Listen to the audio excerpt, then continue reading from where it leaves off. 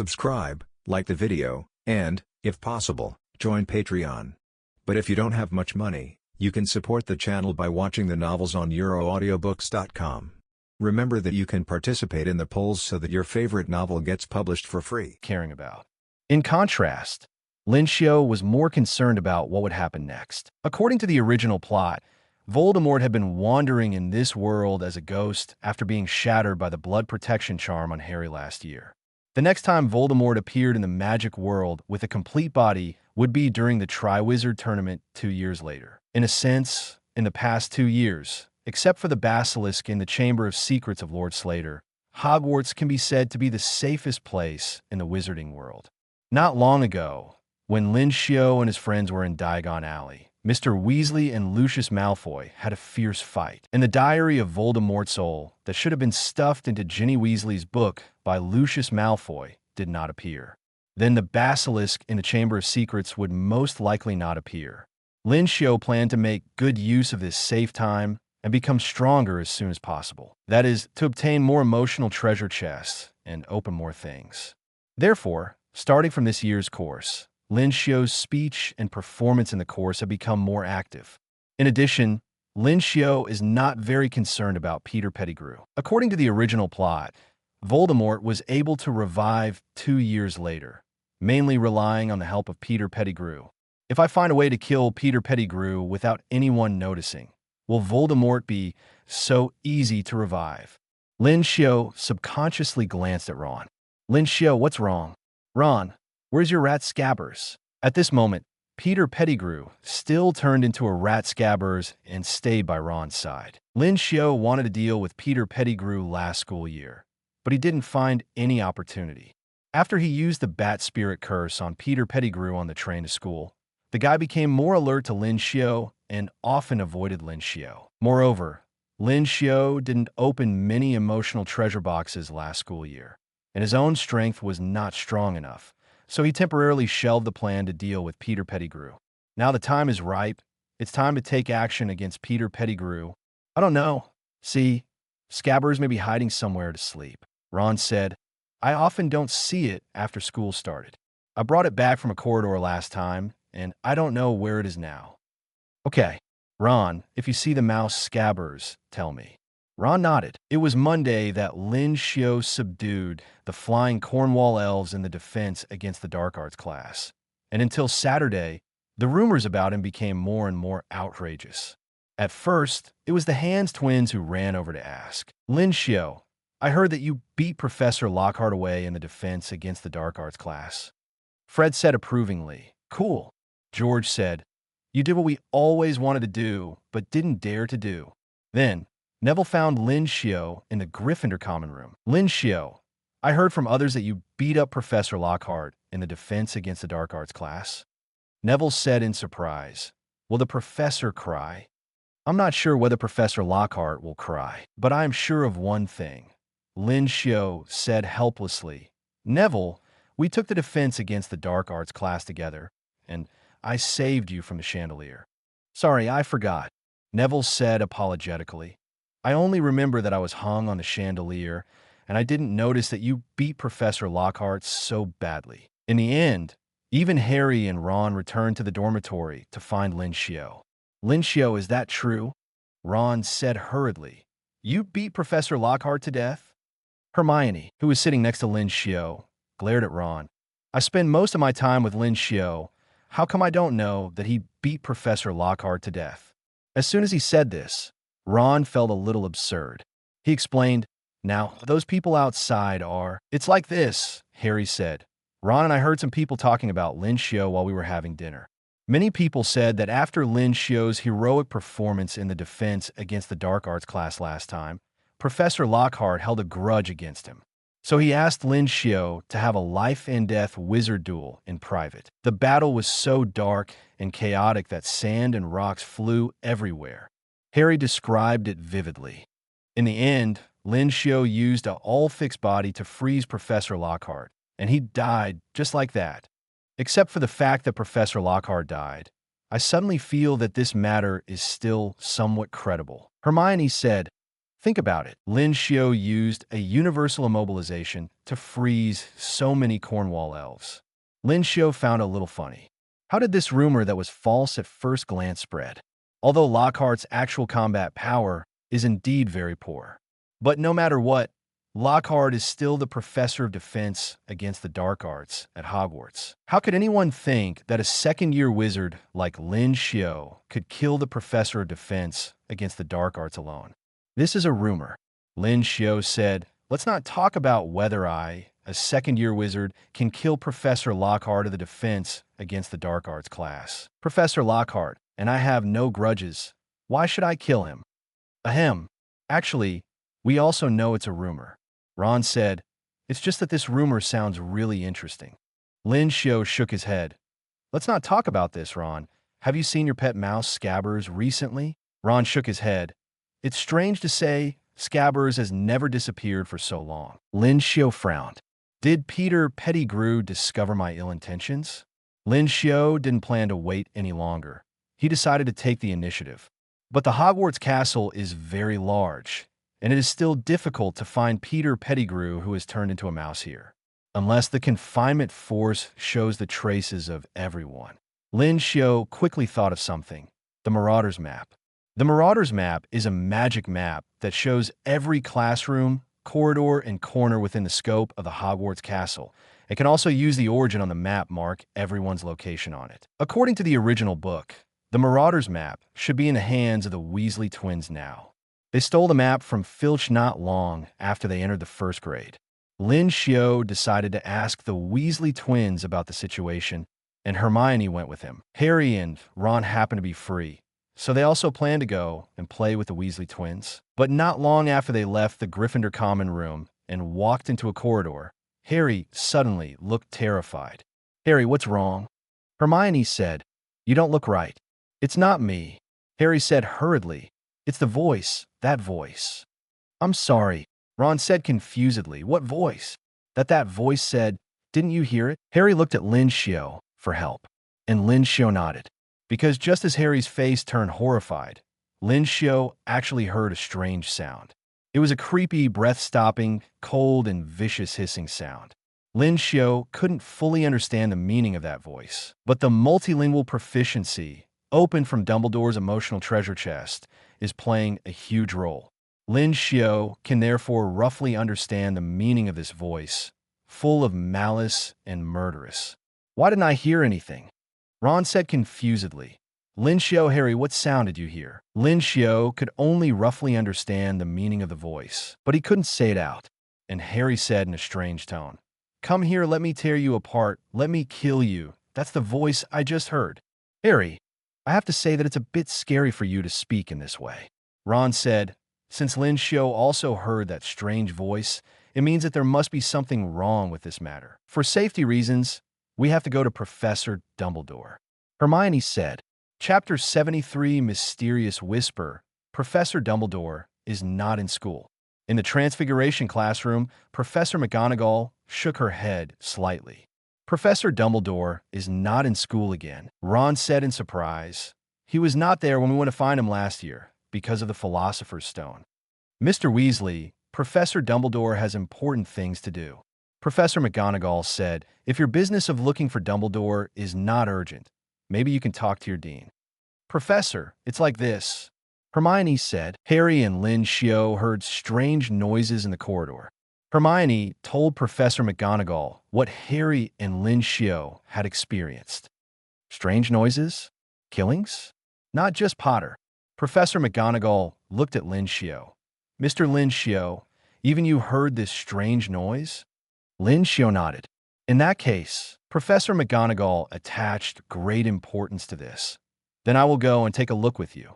She followed Lin Xiu and the others back to that corridor, and after a careful inspection, she shook her head slightly.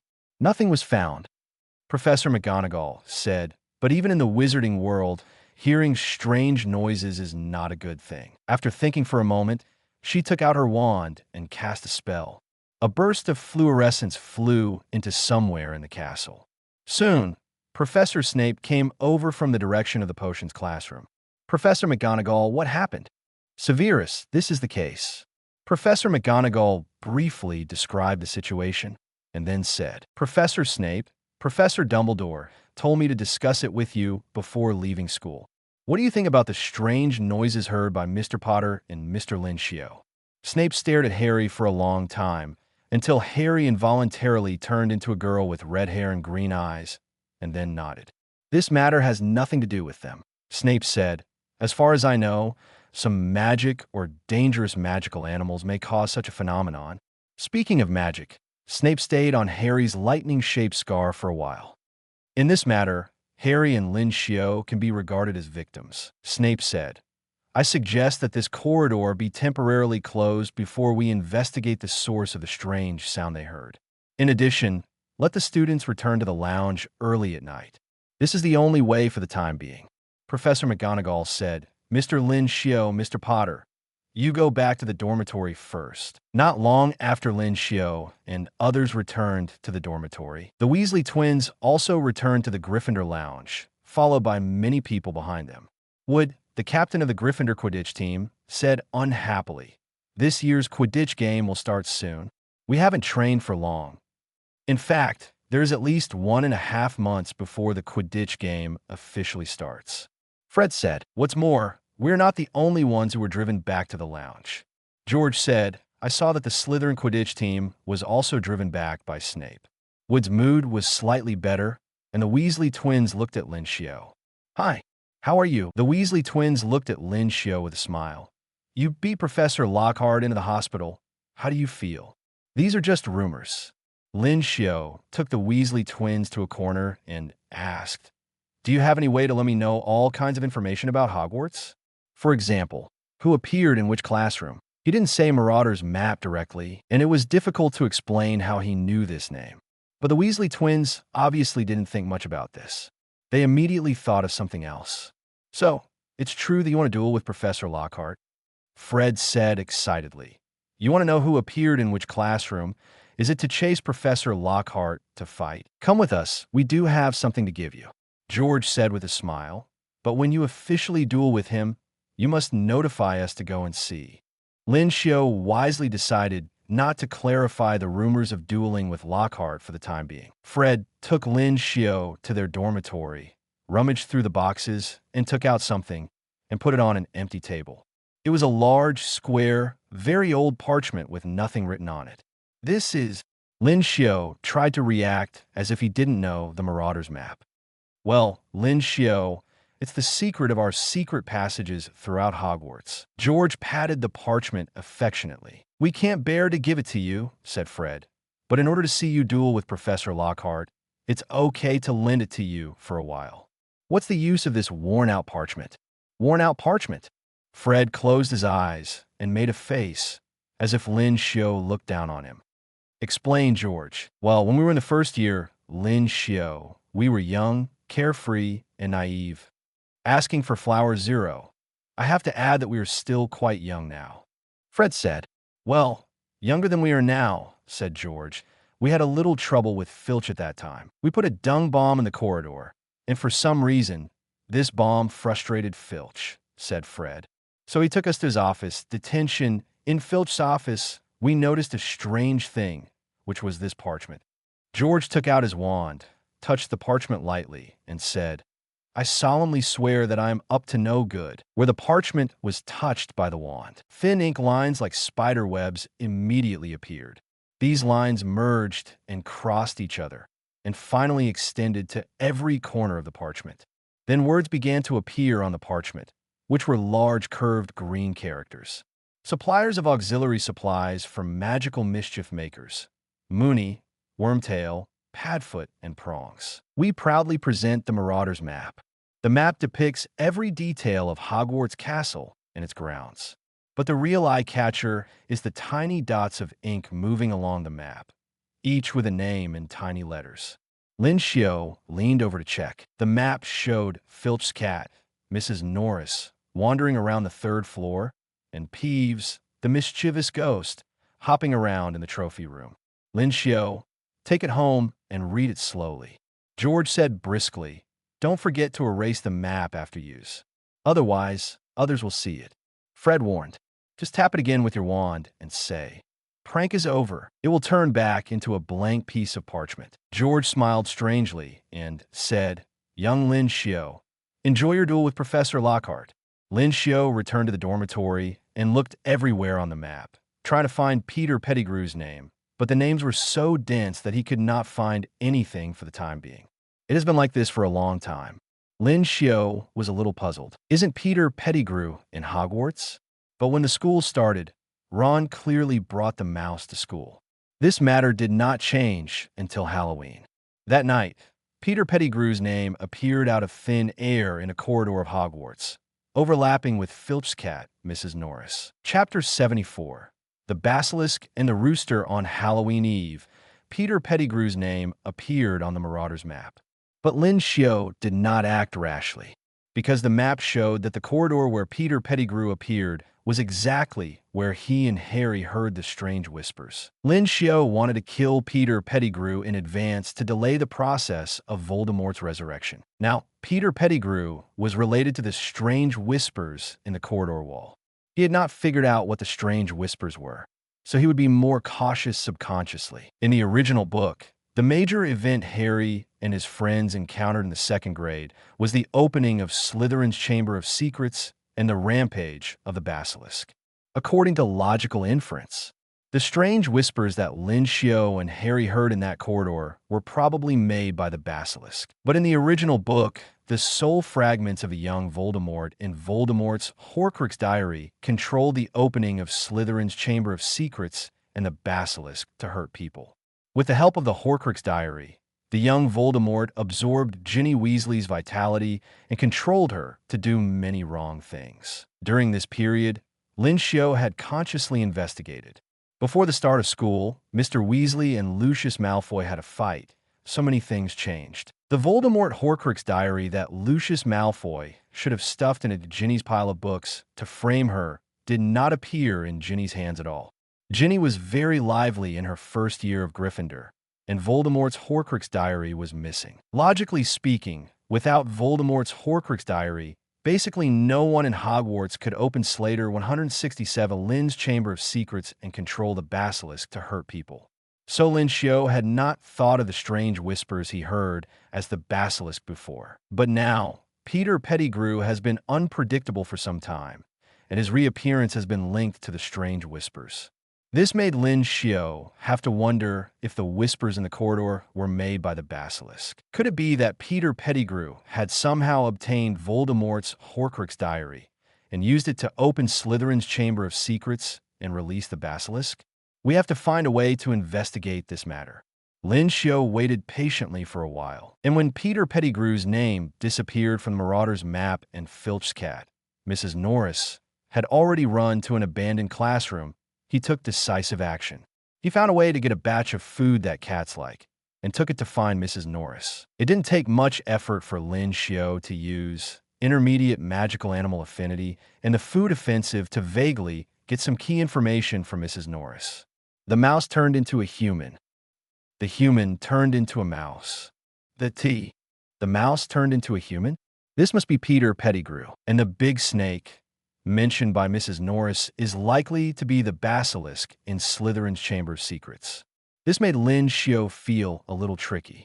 To deal with Peter Pettigrew, we must first find a way to get rid of the Basilisk. The original book mentioned that the Basilisk is very dangerous. Its venom is a highly toxic substance, and there is almost no antidote except the tears of the phoenix. The Basilisk's gaze is extremely lethal. Looking directly at the Basilisk's gaze will kill on the spot, and seeing the Basilisk's eyes through some medium will also cause petrification. But the Basilisk is not unsolvable. The crowing of a rooster is very deadly to the Basilisk. Blind the eyes of the Basilisk, and its threat will be mostly gone. Lin Xiu carefully thought about the countermeasures. The next day, Halloween arrived, and the hall was decorated with live bats as usual, and the huge pumpkins planted by Hagrid were carved into lanterns, large enough to accommodate 3 people sitting inside. People also rumored that Dumbledore had booked a skeleton dance troupe to entertain everyone. The strange whispers that Lin Xiu and Harri heard some time ago made the atmosphere of the whole Hogwarts very tense. But since that day, Lin Xiu and Harri did not hear any strange sounds again, and the professors of various colleges checked everywhere in Hogwarts again and again, but never found anything abnormal, and Dumbledore also returned to school. Therefore, people gradually stopped worrying about those unknown threats, and the Hogwarts castle was suddenly filled with a festive and cheerful atmosphere. Harri and Ron looked at the decoration of the hall with envy. They wanted to spend Halloween in the school hall, but some time ago, they had promised to attend the Death Day party of Nearly Headless Nick. So, Harri and Ron could only watch Lin Xiu and Hermione enviously as they walked into the hall, where the lights were decorated, candlelight was shining, and the tables were filled with golden plates, which was very tempting. And they could only walk towards the direction of the underground classroom to attend the Ghost Death Day. Before leaving the hall, Harri said, "Lin Xiu, can you save some pudding for me? I always feel that I can't eat anything normal at the Death Day party." Lin Xiu nodded. Ron looked at the big chicken drumstick on the plate and was reluctant to leave. "I will miss you." Then he left with Harri. Lin Xiu and Hermione happily enjoyed the performance of the skeleton dance troupe invited by Dumbledore. After the performance was almost over, Lin Xiu and Hermione packed 2 portions of food and planned to take them to the Gryffindor common room to fill Harri and Ron's stomachs. The two of them planned to leave early. As soon as Hermione stood up, she saw a large group of roosters coming into the hall. Those roosters walked with their heads held high, like a well-trained army. The most eye-catching thing was a conspicuous basketball that they had earned. After the large group of roosters entered the hall, they took over the performance of a skeleton dance troupe and began to show an extremely fierce basketball game in front of everyone. "Basketball," Hermione said in surprise. "How could someone bring basketball into Hogwarts? I thought everyone only liked Quidditch." Besides, Hermione couldn't help laughing and said, "Roosters and basketballs. Who came up with this idea?" "I gave Fred and George a little suggestion." Lin Xiu said, "They obviously thought it was a good prank idea, so they adopted it, and they decided to train a group of roosters to play basketball." The wizards in the hall didn't understand the rules of basketball, nor did they know why roosters played basketball, but they could see the fierce collisions and various exciting moves in the process of grabbing basketballs. This reminded them of the exciting Quidditch games. But Quidditch games don't officially start until November. Therefore, all the wizards in the hall were fascinated by the roosters flying up and down in the hall to fight for the basketball. Even Hermione couldn't help but stop and watch for a long time. Basketball and rooster, when combined, it really has a strange feeling. "Lin Xiu, your idea is really good." Hermione said, "But we should leave now." Harri and Ron may have returned to the Gryffindor lounge. Lin Xiu looked at the roosters in the hall with satisfaction. With the protection of the roosters crowing, the basilisk must not have the courage to run out during this period of time. He and Hermione went down the steps of the hall and walked into the hallway, where they met Harri and Ron, who were walking in a panic. "I will never go to the Death Day party next time." Harri sighed. "Ron and I were the only 2 living people at the party. Harri and I would pass through ghosts from time to time, and it was as if we were immersed in ice water," Ron said a little aggrievedly. "But what I found most difficult to accept was that the food at the Death Day party was all moldy and rotten. Large chunks of rotten meat, charred cakes, maggot-filled lamb tripe, cheese covered with green hair, stinking salmon. Harri and I dared not eat anything. We were almost starving to death." Lin Xiu handed over some puddings he had packed on the table, and Harri and Ron quickly took them. After they wolfed down the pudding cakes, they breathed a sigh of relief. "Lin Xiu, thank you. We are finally alive." Ron was about to ask Harri to follow Lin Xiu and Hermione back to the Gryffindor common room, but he saw Harri stumble and fall on the stone wall beside him. "Harri, what are you doing?" That voice appeared again. Lin Xiu also heard it. He looked at the ceiling subconsciously. The malicious hissing sound like a snake was moving on the ceiling. This made him more certain that the one who was whispering strangely in the wall was Slytherin's basilisk. "It's moving.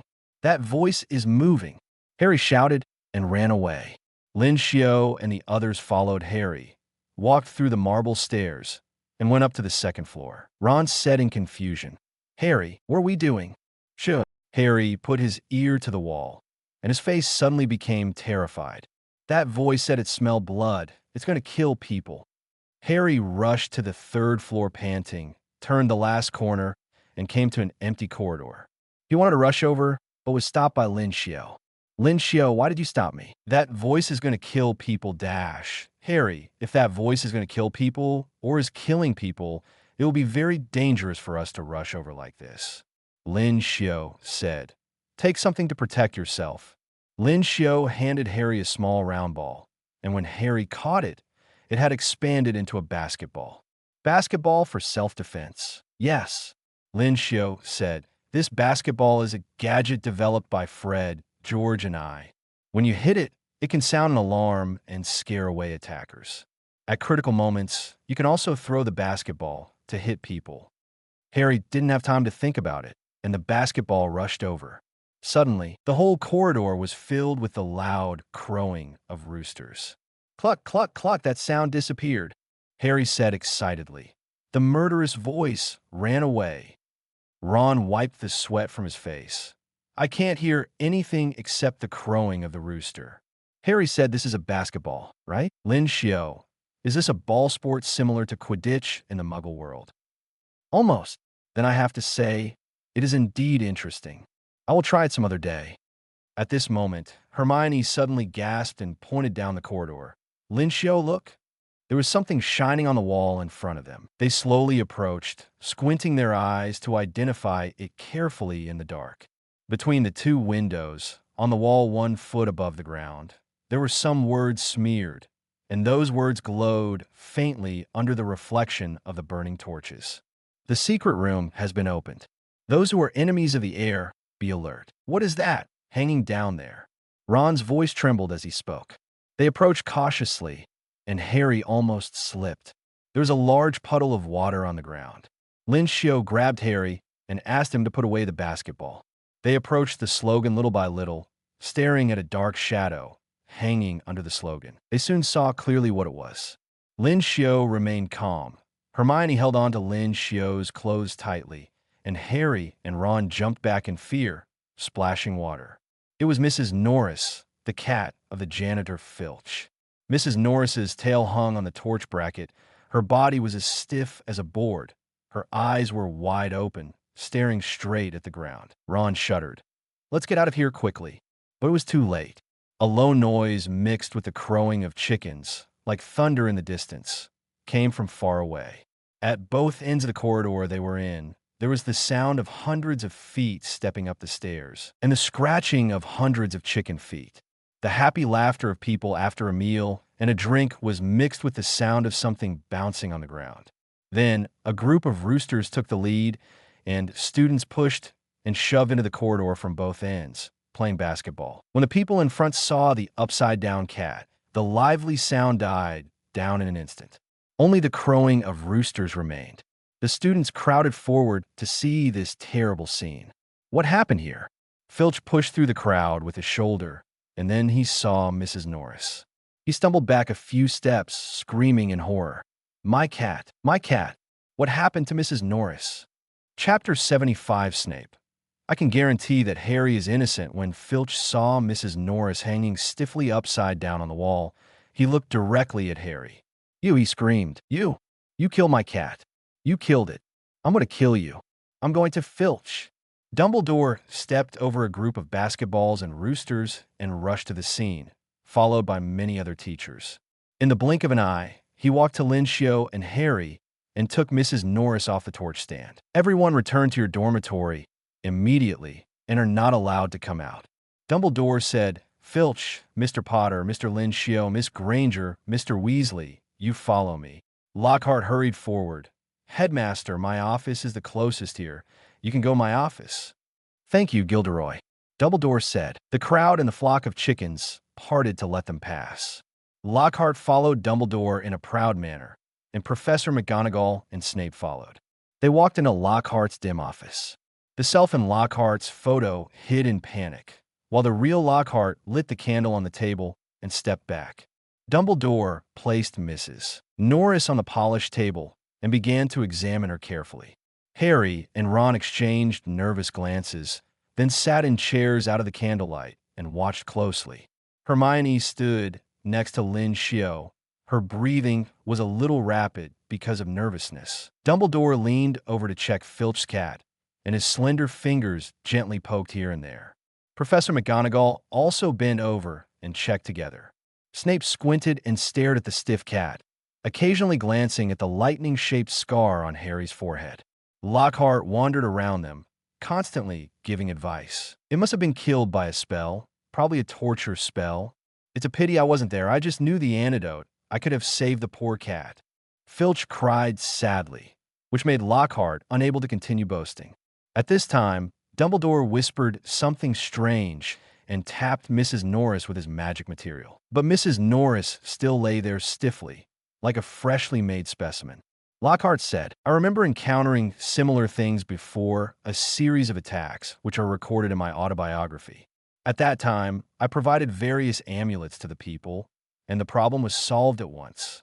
As Lockhart spoke, the selfies he hung on the wall nodded in agreement.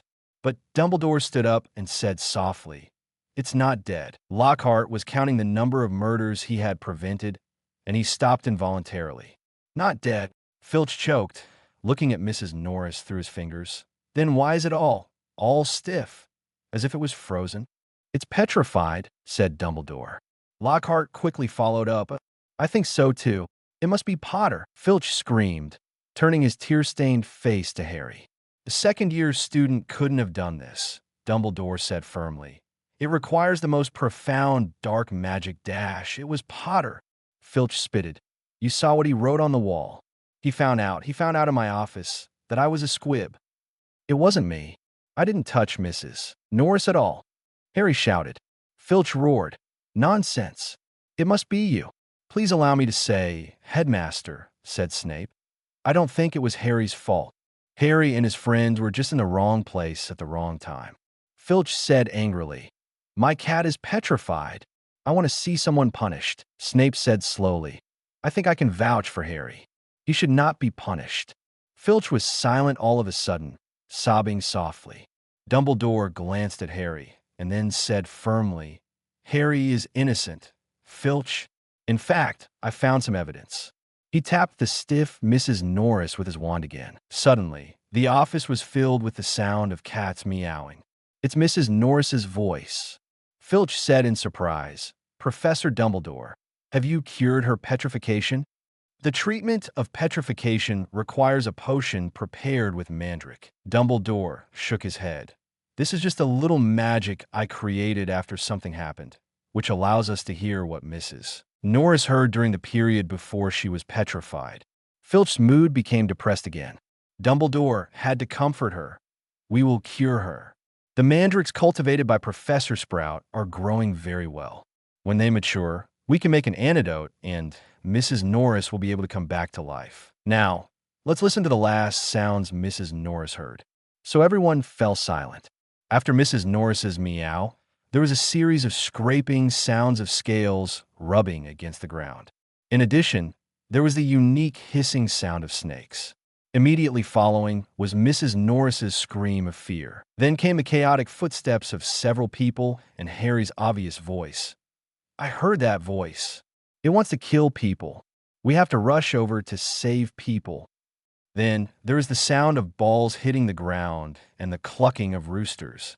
These two sounds came from far away along with the footsteps of several people. The sound of scales rubbing against the ground and the hissing of snakes sounded again, but this time they were far away. Finally, Harry and Ron exclaimed, It's Mrs. Norris. How could it become like this? Obviously, Mr. Potter is not as bad as you think, Filch, Dumbledore said. From these voices, Mr. Potter even saved Mrs. Norris to a certain extent. I'm sorry, Mr. Potter. Filch was so awkward that his voice was almost inaudible. And, Lin Xiu, thank you for saving Mrs. Norris. Then, Filch looked at Dumbledore. Principal, please forgive me. Can you tell me who attacked poor Mrs. Norris? Dumbledore looked at Snape. Severus, do you have anything to say? Snape nodded. Professor Dumbledore, when you were not in school not long ago, Harry and his friends also encountered a special situation. They heard strange whispers, Yes, you told me about it. That strange whisper, combined with the things I see now, I have some ideas. Snape said. The words on the wall mention the secret room. It makes it hard for me not to think of the legendary Slytherin secret room. The last sound the cat heard was the crawling and hissing of snakes, as if it had encountered some kind of snake. And with the crowing of a rooster, the mysterious snake fled in a hurry. I can't think of any explanation other than the basilisk. Coupled with our Slytherin's preference for snakes, I have every reason to suspect that there was a basilisk sleeping in the Slytherin Chamber of Secrets. Now, it is very likely that a Slytherin heir opened the Chamber of Secrets and released the basilisk. Filch's expression became extremely horrified, and he stammered, "Basilisk? Will it kill a squib like me?" Dumbledore said in a reassuring voice, "You will be fine, Filch, because I will solve the basilisk issue as soon as possible." Filch breathed a sigh of relief. Snape stared at Harry fiercely. "Harry, why are you so reckless? You want to meddle in other people's business when you hear strange noises? Do you know that if you really encounter a basilisk and accidentally see its eyes, you may die directly?" Snape's voice was harsh, and Harry was scared to turn into a girl on the spot. He wanted to say something else, but looking at the red hair and green eyes, he finally just sighed. "Forget it, you were just kind. But I hope you can think more before doing anything, and don't rush up directly." Snape said, subconsciously avoiding Harry's green eyes, "I don't want to see you die meaninglessly." "I know," the girl Harry whispered. "Thank you, Professor Snape." Snape sighed and took out a bottle of blue potion and stuffed it into Harry's hand. "Take it, drink a little every morning. If you accidentally encounter a basilisk, it may save your life." Lockhart and Filch looked over. "Professor Snape, do you still have the potion you gave to Mr. Potter?" "No," Snape said coldly. "Only one bottle." By the way, Professor Dumbledore suddenly thought of a key question. "Harry, you were able to drive away the basilisk and save Mrs. Norris to a certain extent. A very important reason is that when you rushed over, you brought a burst of rooster crowing. What's going on?" "Lin Xiu gave it to me." Harry took out the basketball given by Lin Xiu, patted it on the ground a few times, and the crowing of roosters suddenly sounded. "Great little invention," Dumbledore said with a smile. "This ensures Harry's safety." Professor McGonagall and Professor Snape looked at Lin Xiu with kindness. Gryffindor plus 10 points. Professor Dumbledore and Professor Snape spoke at the same time. Finally, Professor Dumbledore smiled and said, "Then, because of Lin Xiu's little invention, give Gryffindor 20 points." "Great!" Hermione grabbed Lin Xiu's arm in surprise, and Harry and Ron cheered.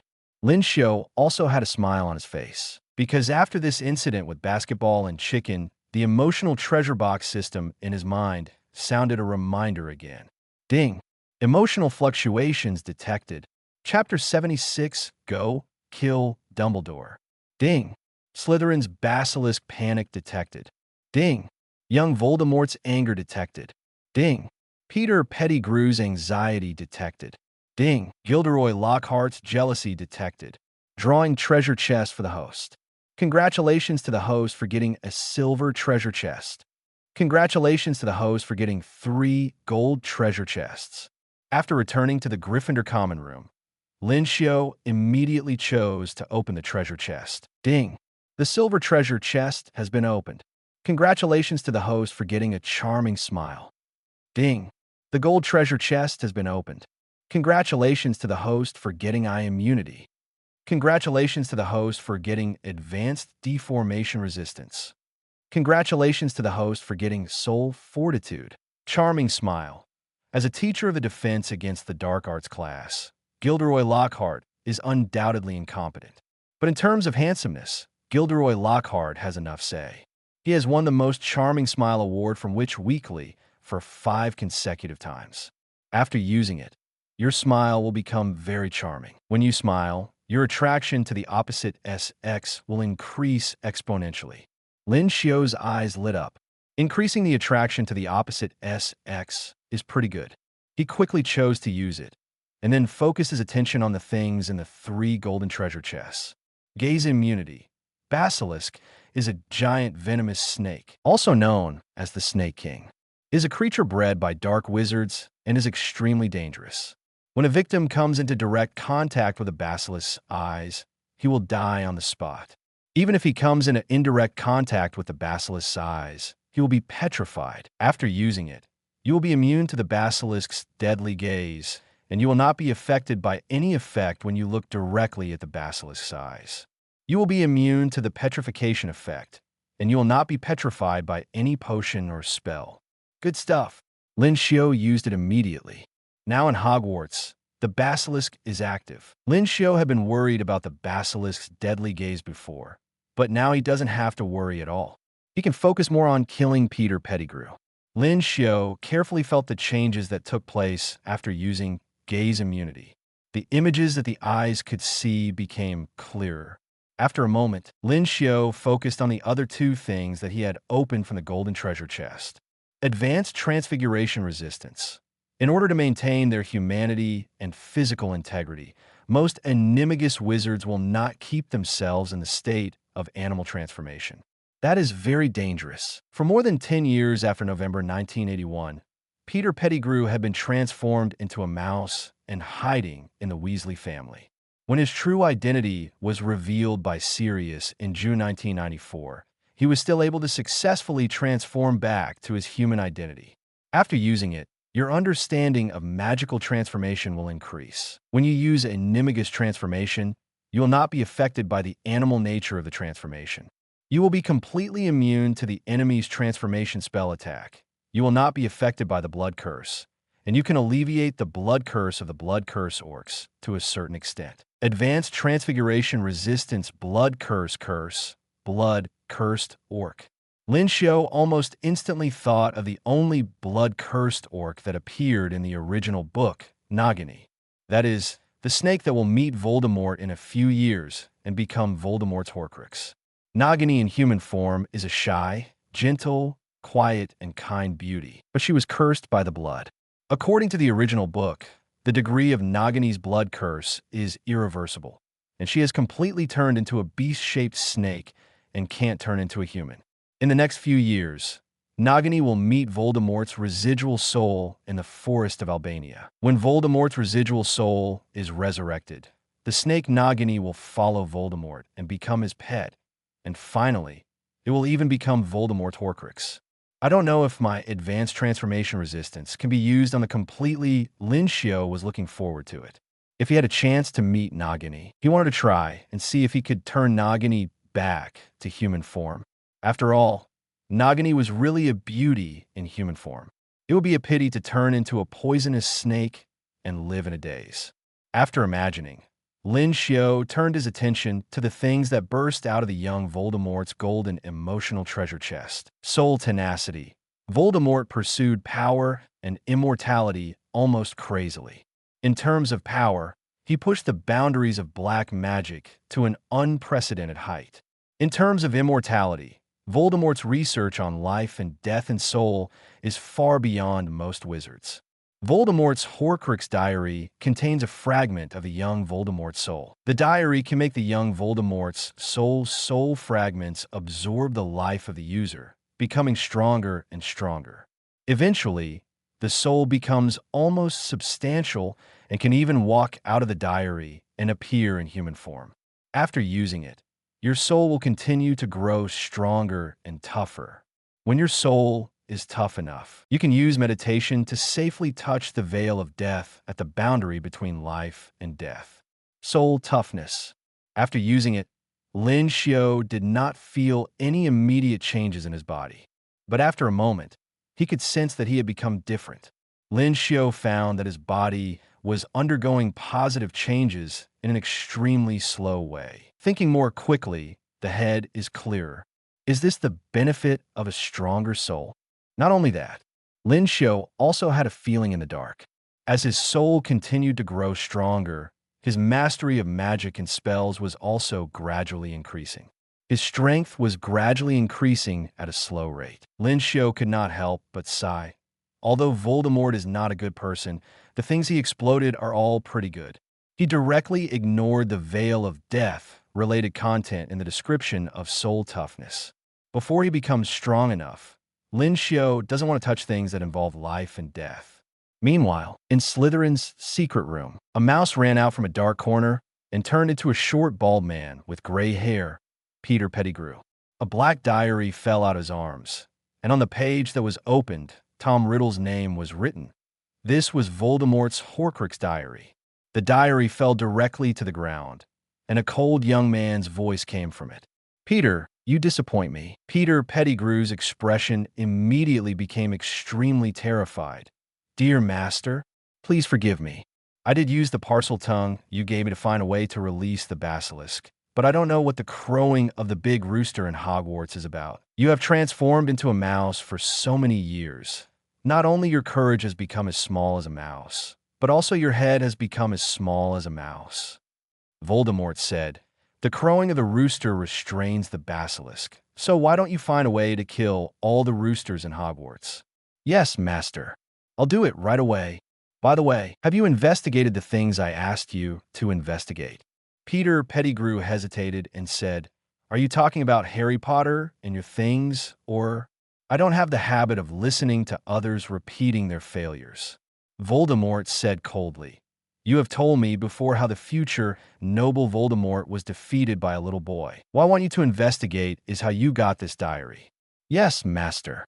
Peter Pettigrew said, "Last month, in order to avoid a wizard named Lin Xiu, I have been running around in Hogwarts in the form of a mouse. Later, I accidentally entered the room of requirement in Hogwarts and found a disappearing cabinet, from which I took this diary. I spent a long time investigating and found that the disappearing cabinet in the room of requirement seems to be connected to the disappearing cabinet in Borgin and Bulger's shop. This means that someone sold your diary to Borgin and Bulger's shop. Who dares to sell my things as ordinary goods?" Voldemort suppressing his anger, he said, Who is this idiot?" "Lucius Malfoy," Peter Pettigrew said. "As far as I know, he was once a member of our Death Eaters, and he also followed you during the time when you were called the Dark Lord. There is no doubt that Malfoy betrayed me. When I am resurrected, I will make him pay the price." Voldemort's cold voice came from the diary. "Also, have you figured out what happened in Hogwarts last year?" "Yes," Peter Pettigrew said hesitantly. "Master, it is said in Hogwarts that you controlled a guy named Quirrell and wanted to steal the Philosopher's Stone to resurrect yourself, but failed. The Quirrell you controlled was defeated by the little wizards including Lin Xiu and Harry Potter. I'm not surprised by the name Harry Potter, but who is the little wizard named Lin Xiu?" "Master, I only know that he is from the Wu orphanage." "Wu's orphanage? I didn't expect that damn Muggle orphanage is still running." Voldemort was silent for a long time, until Peter Pettigrew called out many times before continuing, "Okay, I understand. Peter, go and get rid of all the roosters in Hogwarts, and then control the basilisk to kill Harry Potter and Lin Xiu and other wizards." "Yes, Master," Peter Pettigrew responded quickly, "but Dumbledore is also in school. Why don't you control the basilisk and kill Dumbledore first?" "Me, Dumbledore?" Peter Pettigrew's eyes widened. For a moment, he regretted finding Voldemort's diary. Who would write a diary? Master. Peter Pettigrew wanted Voldemort to change his mind, but Voldemort's diary was silent. After a long time, Peter Pettigrew turned back into a mouse and ran to the upper floors of Hogwarts Castle helplessly. Killing Dumbledore is almost impossible, but killing all the roosters in Hogwarts should not be a difficult task. For several days, the students talked about the attack on Mrs. Norris all day long without talking about anything else. Regardless of whether they were born in a pure-blood family, the students began to try to figure out what the sentence written on the spot where Mrs. Norris was attacked meant. "The Chamber of Secrets has been opened. Those who are enemies of the heir, beware." What exactly does the so-called Chamber of Secrets refer to? In the library, all the books in stock of Hogwarts, A History of the School, were borrowed, and everyone wanted to find out the legend of the Chamber of Secrets. But there was no information related to the Chamber of Secrets in the book. In the end, everyone learned the legend of the Chamber of Secrets from Professor Binns of the History of Magic. According to the legend, the Chamber of Secrets of Hogwarts was secretly built by Salazar Slytherin, one of the founders. There are terrifying creatures hidden in the Chamber of Secrets. After learning about this legend, the students became even more terrified. Many young wizards who were not from pure-blood families were worried that they would be attacked by the terrifying creatures left by Slytherin. This panic lasted for about 2 days and then ended, because Dumbledore announced 2 things. First, the Chamber of Secrets did exist, but he had a clue and was dealing with it, and it would be properly resolved soon. Second, the crowing of roosters had a strong inhibitory effect on the creatures that appeared in the Chamber of Secrets and could protect their own safety. After Dumbledore's announcement, the panic of the young wizards in Hogwarts was relieved a lot, and the Weasley twins' rooster basketball project began to become popular. After all, the number of live roosters is limited, but the Weasley twins can provide as many magic basketballs that can make rooster sounds after flapping. For a while, the crowing of Hogwarts roosters continued. People's attention on many things shifted to roosters. Many activities related to roosters and magic basketball began to appear. But Lin Xiu's attention was not on these things. After getting gaze immunity from the treasure chest, Lin Xiu could ignore the threat of the basilisk, and he began to think of ways to eliminate Peter Pettigrew. As expected, Lin Xiu still failed to find Peter Pettigrew's location with the help of the Marauder's map. He guessed that the other party might be hiding in a room that the Marauder's map could not show. For example, the Room of Requirement. For example, Slytherin's Chamber of Secrets. Lin Xiu planned to check them one by one, and he went to the Room of Requirement first. Chapter 77 Dumbledore. Why Are My Phoenix's Eyes Red? With the help of the Hogwarts secret passages from the treasure chest, Lin Xiu quickly found the location of the Room of Requirement. Here, he did not find Peter Pettigrew, but found many traces left by Peter Pettigrew. However, these traces were obviously some time old. This shows that Pettigrew had stayed in the Room of Requirement for a long time, but now no one knows where he went. The clues were temporarily interrupted, but Lin Xiu thought of another key. Since Peter Pettigrew is now related to the Chamber of Secrets and the Basilisk, then think in reverse. As long as the Chamber of Secrets and the Basilisk can be found, Peter Pettigrew will most likely be found. According to the original book, the entrance to the Chamber of Secrets is located in the girls' bathroom, where Moaning Myrtle is, and the entrance needs to be opened with Parseltongue. Lin Xiu did not intend to rush into the Slytherin Chamber of Secrets to find Peter Pettigrew. In the Chamber of Secrets, it is equivalent to the opponent's home court, and Lin Xiu is at a disadvantage. What's more, there is a huge basilisk hiding in the dark in the Chamber of Secrets ready to attack. Although Lin Xiu has obtained gaze immunity through the emotional treasure box and will not be affected by the basilisk's instant death gaze. But for Lin Xiu, the basilisk is still very threatening. Its snake venom is too strong.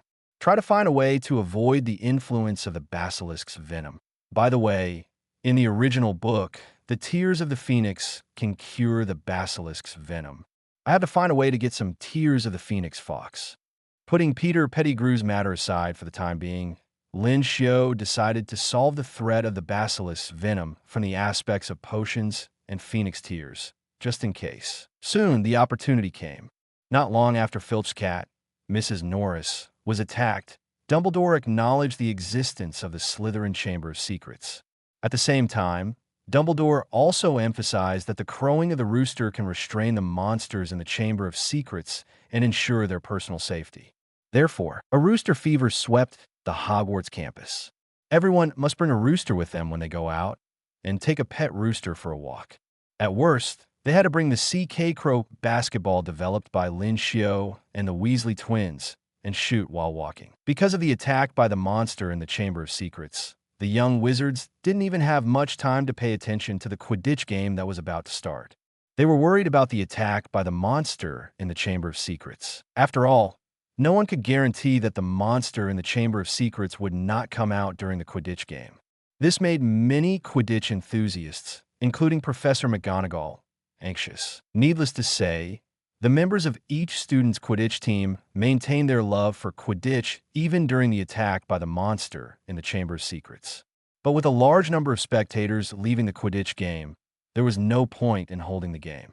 Finally, the Weasley twins, who were always active, drew inspiration from Lin Xiu's previous basketball CK idea. Since everyone is afraid of the attack of the Chamber of Secrets monster, so they dare not come to watch the Quidditch game, then why don't we solve the problem that everyone is worried about? The Weasley twins offered advice to Wood, the captain of the Gryffindor Quidditch team. According to what Principal Dumbledore said, the crowing of roosters can restrain the Chamber of Secrets monster, so we just need to find a way to add more roosters to the Quidditch game, and the problem will be solved. The Weasley twins' suggestion, when first heard, would make people feel outrageous.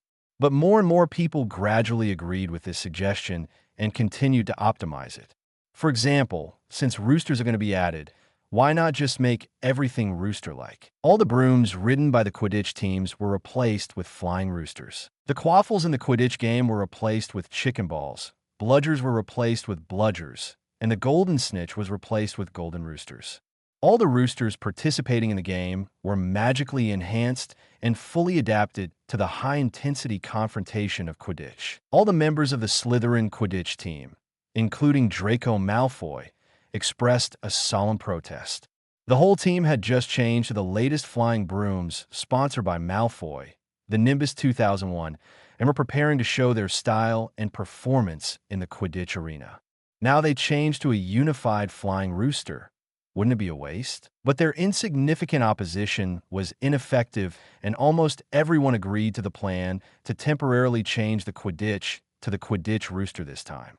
Headmaster Dumbledore was even more supportive, but he smiled and said that it was a good thing to change the golden snitch to the golden rooster. But he decided to make a slight modification. Dumbledore decided to let his pet phoenix fox act as the golden snitch in the Quidditch game. The team that caught the flying phoenix fox on the Quidditch field would win.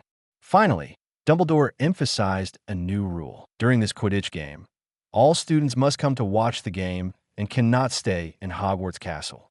The approval of the Quidditch game plan by Severus Snape, the head of Slytherin, finally made the little wizards in Slytherin lose their temper. On Saturday morning, the much-anticipated Quidditch game between Gryffindor and Slytherin was about to begin. Harri was more excited than nervous about this Quidditch game. Lin Xiu was slightly different.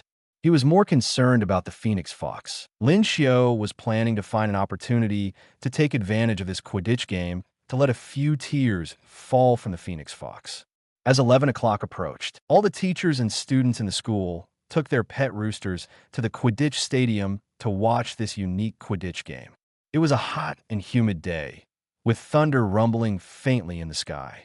When Lin Xiu approached the locker room, Hermione hurried over to wish him good luck. After he and Harri put on the bright red Gryffindor uniforms, Wood began his pre-match pep talk as usual. "This is a good opportunity for us," Wood said.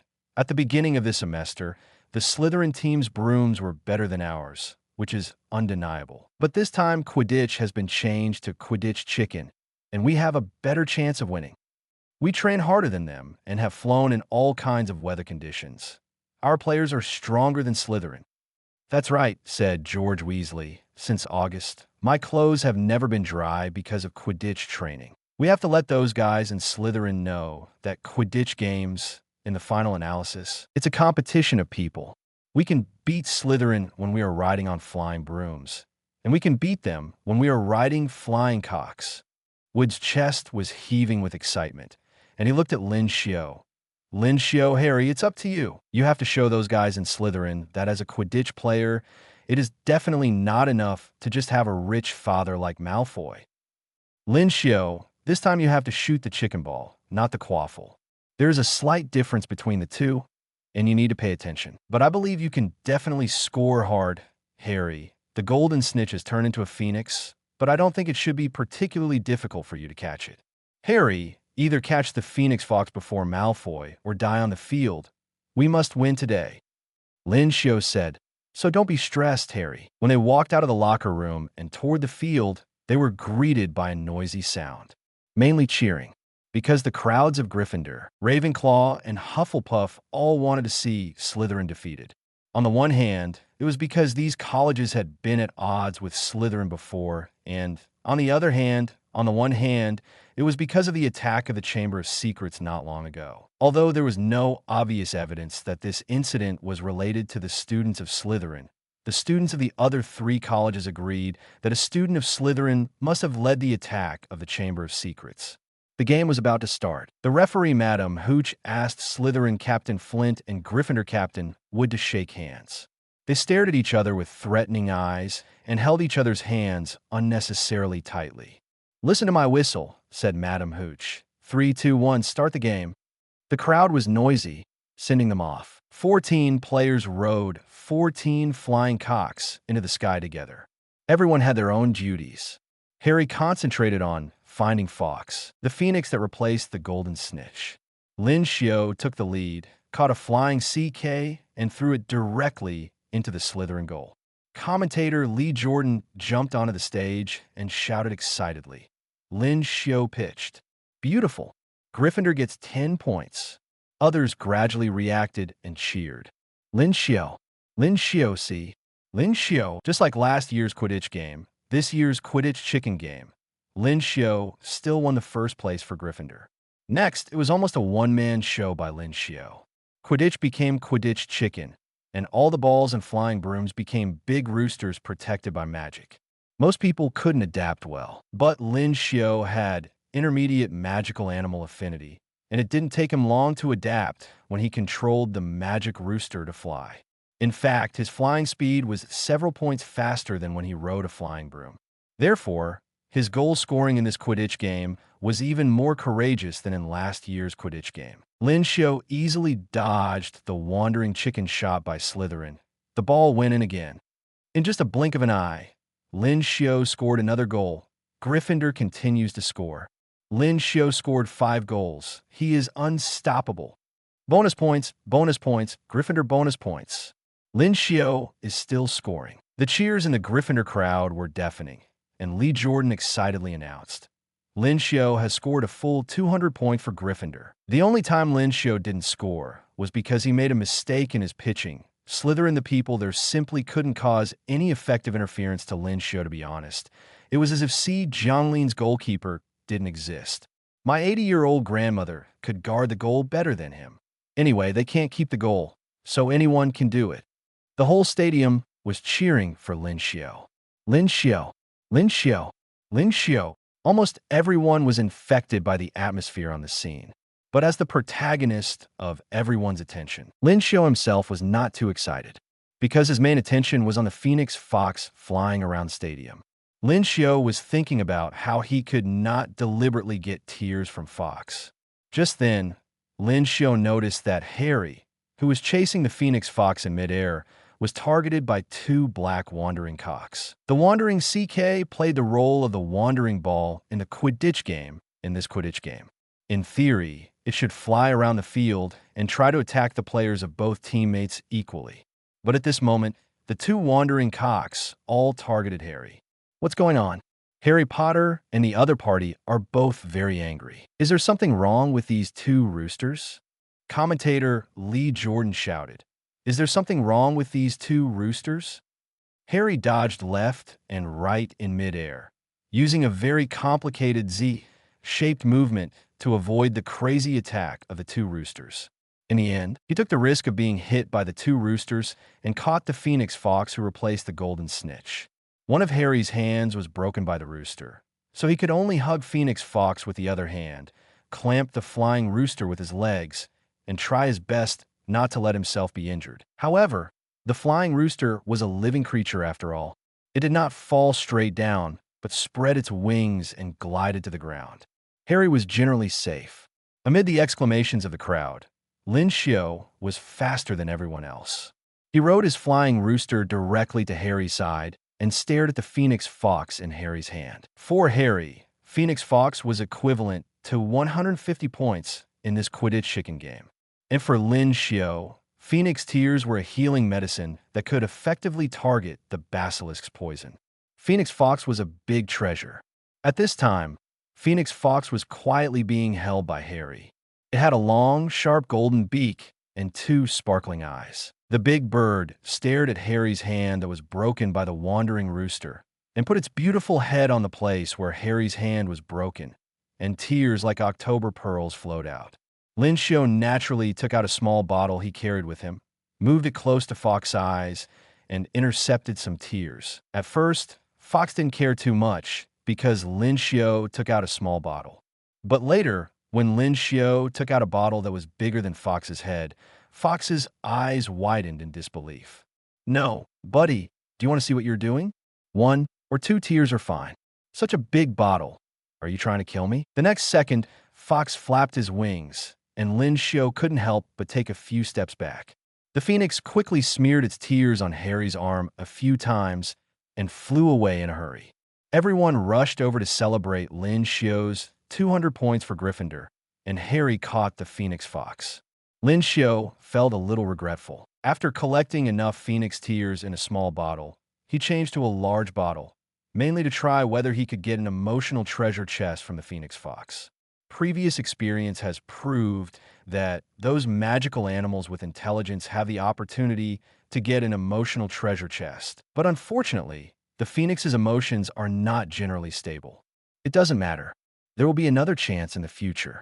Lin Xiu touched the phoenix tears in the small bottle and nodded with satisfaction. With these tears, the basilisk poison is no longer a threat. After that, what Lin Xiu needs to consider is how to use a reasonable way to let Harri use Parseltongue to open the door of the Chamber of Secrets. In addition, after the door of the Chamber of Secrets is opened and Peter Pettigrew is found, how to kill him in a safe and reasonable way. After the Quidditch game is over, everyone arrives at Hogwarts Castle. In the headmaster's office, Dumbledore is listening to Snape's report. While the whole school went to watch the Quidditch game, I searched the Slytherin lounge and the surrounding area. Snape said, "I didn't find any obvious abnormalities." Dumbledore said, "This is normal. Salazar Slytherin is a powerful wizard. It's not surprising that we can't find the means he left behind. The main threat in the Chamber of Secrets is the deadly basilisk. For a long time, the basilisk has not left any traces on the ground of Hogwarts Castle. According to Lin Xiu and Harri, the strange whispers they heard seemed to come from the wall. I want to see that the wall behind it is not a completely solid stone wall, but a lot of pipes. We can start investigating from these pipes later." Snape nodded. At this time, accompanied by a crisp cry, the Phoenix Fox returned to the principal's office. Dumbledore said in surprise, "Fox, why are your eyes so dry?" Chapter 78 Harri. Tom Riddle must be a muggle. In the Slytherin secret room, a dark green fire rose, illuminating Peter Pettigrew's terrified eyes. The original Peter Pettigrew was just a middle-aged man with bald spots after he turned into a human form. But now, Peter Pettigrew's skin was as dry as old tree bark, and he looked sick, as if he had a serious illness. "Master, I beg for your mercy," Peter Pettigrew said weakly. "I really can't kill those chickens in Hogwarts. They carry roosters as pets. Those little wizards don't even play Quidditch, but instead play Quidditch chicken games." In front of him, the Japanese diary floated in the air. With the diary as the core, an illusory, gloomy boy gradually appeared, which was the young Voldemort. "Waste!" Voldemort's words scared Peter Pettigrew so much that he trembled all over. This made Peter Pettigrew involuntarily defend himself. "Master, I really want to share your worries, but your diary has absorbed too much of my vitality. I really have no strength left." Voldemort's shadow looked at Peter Pettigrew coldly, without saying anything, which was considered as tacit agreement. The soul fragments he left in the Horcrux diary can absorb the vitality of the holder and continue to grow stronger. When the soul fragments in the Horcrux diary grow to a certain extent, Voldemort can even appear in this world directly in the form of a teenager. After a moment, Voldemort said coldly, "Forget it. You are still a little loyal to me. Since you can't kill those roosters and can't make the basilisk start killing, forget it." The young Voldemort said, "Put aside the matter of the roosters. The most important thing now is 2 things. First, it is my resurrection." The shadow of the young Voldemort stared at Peter Pettigrew. "I need you to provide more vitality so that I can gradually return to the strong posture of a young man." "Master, Peter Pettigrew was so scared that he knelt down directly. I am too weak. If you absorb my vitality again, I will die directly. I never thought you were a fool who was willing to sacrifice yourself. The young Voldemort was speechless even in the form of a soul shadow. There are hundreds of people in the whole Hogwarts. Is it difficult for you to catch a few little wizards? I'm sorry, Master. Peter Pettigrew stammered. Since I got the diary and noticed your existence, I have been very weak and couldn't sleep well. Maybe I have become a little stupid. Then you'd better become smarter. I don't have too much patience for stupid people. Voldemort said, and the second most important thing is Lin Xiu and Harry Potter. According to what you said, Lin Xiu and that Potter once destroyed my plan to steal the Philosopher's Stone and revive last year. Voldemort said, catch them, but, Master, I am too weak now and can't deal with them. Especially those professors, including Principal Dumbledore, are increasingly protecting Hogwarts. Use my diary, Voldemort said. My diary is also a powerful magic prop. Since you can't do it, I will do it myself. Dumbledore pays great attention to Harry Potter, Master.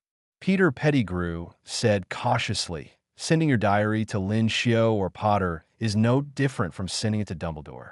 The shadow of the young Voldemort did not speak, but glanced at Peter Pettigrew. Suddenly, Peter Pettigrew seemed to be stabbed by thousands of needles, and the whole person became more and more decadent and weak. Stop, Master. Stop. Stop sucking my life force. Peter Pettigrew wailed for mercy, even turning into a rat and rolling around. Don't change into that dirty, inimicus transformation in front of me. Voldemort finally stopped. I don't like to hear any doubts about me from you. Peter Pettigrew turned back into human form, lying on the ground and begging for mercy in a low voice. Yes. Many years ago, I opened the Chamber of Secrets, released the basilisk to kill a Hogwarts student, and made this diary. Voldemort said confidently. At that time, Dumbledore was a teacher at the school, and he didn't find out the truth. Now that he is old, it is even more impossible for him to notice the strangeness of my diary. I am confident that I can kill a few more Hogwarts students under Dumbledore's nose without attracting any attention. Do it according to my plan. The shadow of young Voldemort returned to the diary. Peter Pettigrew put the diary away in panic and crawled towards the pipe outside the secret room with his body hunched. Peter Pettigrew really regretted it now. At first, when he first found Voldemort's diary and discovered Voldemort in the diary, he was still a little happy. Peter Pettigrew thought that he could get some credit for helping Voldemort and continue to follow Voldemort in the future. But who could have thought that his vitality was gradually absorbed by the diary, and he was almost half dead? However, it was useless to regret now. Peter Pettigrew sighed and prepared to find Lin Xiu and Harri to complete the task assigned to him by Voldemort. Throughout October, Lin Xiu was preparing a reasonable and safe way to kill Peter Pettigrew, and he was basically ready. With the intermediate potions mastery from the emotional treasure box, Lin Xiu prepared potions such as life and death water mixed with explosive liquid, throat-locking poison gas, etc., and combined with some strong and highly toxic potions to catch Peter Pettigrew off guard. In addition, Lin Xiu collected and cultivated offensive plants such as poisonous tentacles and biting cabbages in the Forbidden Forest with intermediate herbology mastery. Finally, Lin Xiu also practiced many offensive spells for emergency use. The preparations for dealing with Peter Pettigrew have been completed, and now there is only one problem. Lin Xiu has not yet figured out how to obtain Parseltongue in a reasonable way or use Harry's Parseltongue to open the door to the Chamber of Secrets. However, this problem will be solved soon, because after entering November, a brand new parchment was nailed to the Gryffindor common room. It said that the duel club was about to start. Everyone, including Lin Xiu, was very interested in this. The so-called duel club is to allow students to have safe wizard duels under the guidance of the teacher in charge to improve the magic fighting level of the young wizards. Some young wizards are dreaming of being able to make a big splash in the duel club. Lin Xiu is looking forward to Harry's performance in the duel club. According to the original book, Harry accidentally revealed his Parseltongue during the wizard duel. When Harry's Parseltongue was revealed, Lin Xiu could naturally guide Harry to understand Parseltongue, and finally use Harry's Parseltongue to open the door to the Chamber of Secrets. The first meeting of the Duel Club was that night. But before the afternoon, Harry suddenly found Lin Xiu and Ron mysteriously. I picked up a mysterious notebook. Lin Xiu couldn't help frowning. In a magic world, mystery is not a particularly good word. A mysterious thing often represents danger.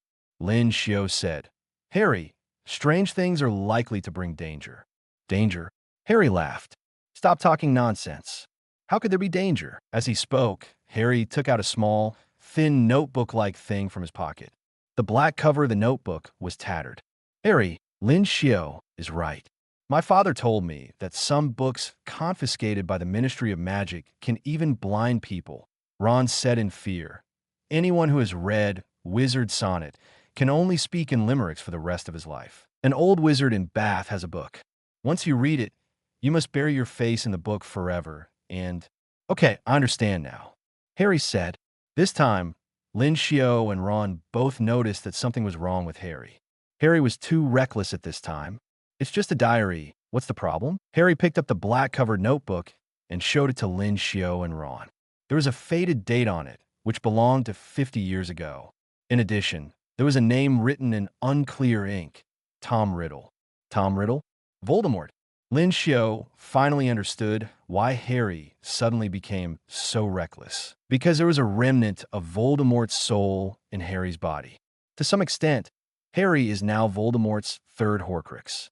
This diary is Voldemort's diary, and it is also Voldemort's Horcrux, and Voldemort's soul fragments live in it. It must be the remnant of Voldemort's soul in the Horcrux diary that affected Harry, which made Harry so impulsive in front of the diary.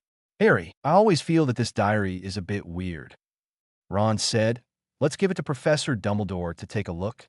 Lin Xiu has the intermediate malice resistance from the emotional treasure box, which can ignore the negative effects of the Horcrux diary, but Harry and Ron can't do it now. One of them is attracted by the Horcrux diary, and the other can sense that something is wrong. "It's okay." Harry flipped through a few pages of the diary and turned directly to the back cover, which was printed with the name of a newspaper seller in Vauxhall Road, London. "Tom Riddle must be a muggle," Harry said thoughtfully. "That's why he bought the diary in Vauxhall Road." Lin Xiu suddenly felt a little bit amused. "Harry, you are really bold. Say Voldemort is a muggle." If he could hear this, he would probably be so angry that he would rush over and cast a few more Avada Kedavra curses on Harry. "Well, this diary is not of much use to you anyway." Ron said, "Throw it away, or put it back where it was." But Harry shook his head and put the diary in his pocket. "I always think it will be of some use." Ron did not persuade him anymore. Lin Xiu did not continue to insist. On the one hand, he was not sure if he could convince Harry, who was affected by the Horcrux diary, to give up the diary. On the other hand, Lin Xiu also knew that Voldemort at this stage could not cause physical damage to Harry. The diary would at most make Harry a little depressed. But at the same time, the residual soul of Voldemort in the diary could further affect Harry and increase the probability of Harry showing Parseltongue. Soon, it was 8 o'clock in the evening. After dinner, the long dining table in the Hogwarts Great Hall disappeared. A gilded stage appeared along one wall, with hundreds of candles floating on the stage, shining brightly. The ceiling became as dark as velvet. Almost all the students in the school came and crowded together, each holding his own wand, with an excited face. "Who will teach us to duel?" Hermione stood next to Lin Xiu and said happily, "Someone told me that Professor Flitwick was a duel champion when he was young. Maybe he will teach us. As long as it's not Lockhart." Harry's words turned into a sigh before he finished speaking. Gilderoy Lockhart, wearing a purple robe, walked onto the gilded stage, and across from him was Professor Snape, wearing a black robe. Professor Snape was looking at Harry at this time, frowning slightly. "It's not a good habit to ignore your opponent in a duel, Professor Snape." 17 Lockhart clapped his hands and shouted, "Come around. Everyone come around. Can everyone see me? Can everyone hear me? Great." Lockhart tidied his golden curly hair in a showy manner. "It's like this. In view of the recent attacks, Professor Dumbledore has allowed me to set up a duel club and let me train everyone. When the need arises, you will be able to protect yourself, just like I have protected myself countless times from attacks by dark magic. If you want to know about this, please read my published works. Let me introduce my assistant, Professor Snape, Lockhart said, grinning. Professor Snape also knows a thing or two about dueling, and he generously agreed to risk helping me to demonstrate a little wizard duel before class. I won't let you little guys worry. After I demonstrate with him, I will also replace your potion teacher intact for you. Don't be afraid. Lin Xiu wanted to laugh when he heard it. Where did Lockhart get the confidence that he could easily defeat Snape in a wizard duel? Soon, the duel between the two began. Lockhart and Snape turned to face each other and bowed slightly. As you can see, we usually hold our wands in a dueling posture. Lockhart smiled perfectly and said to the crowd, "On the count of 3, Professor Snape and I will cast the first spell. Of course, neither of us will kill the other. 3. The two raised their wands over their shoulders at the same time. Snape shouted, "Expelliarmus," before Lockhart could react. A dazzling red light flashed, and Lockhart flew back off the stage, hit the wall, and slid to the ground, curling up like a cooked shrimp. Malfoy and several Slytherin students applauded, and many little girls screamed and ran to the place where Lockhart fell. Lockhart staggered to his feet. His hat fell off, and his wavy hair stood up. Professor Snape, a very good disarming charm. Lockhart staggered back onto the stage and said, "Yes, it's a really good idea to show you this one. Of course, I have to say something, please don't mind." Lockhart coughed a few times and said calmly, "If I wanted to stop the disarming charm you just used, it would be effortless." 17. It's just that, in order to increase everyone's knowledge, I didn't resist much. Chapter 79 Snape. Do you want to try my invisible power? Lockhart was still stubborn after being defeated by Snape's easy disarming charm, which made many people feel speechless. Only those little witches who were attracted by Lockhart's appearance still believed in him. Perhaps we can teach students how to block unfriendly curses first, Professor, Snape said calmly. That should be more useful. The meaning of Snape's words is very clear. It was just a disarming charm just now, and you couldn't take it. Why are you still talking nonsense here? You want to try my curse? Can you block it, Lockhart?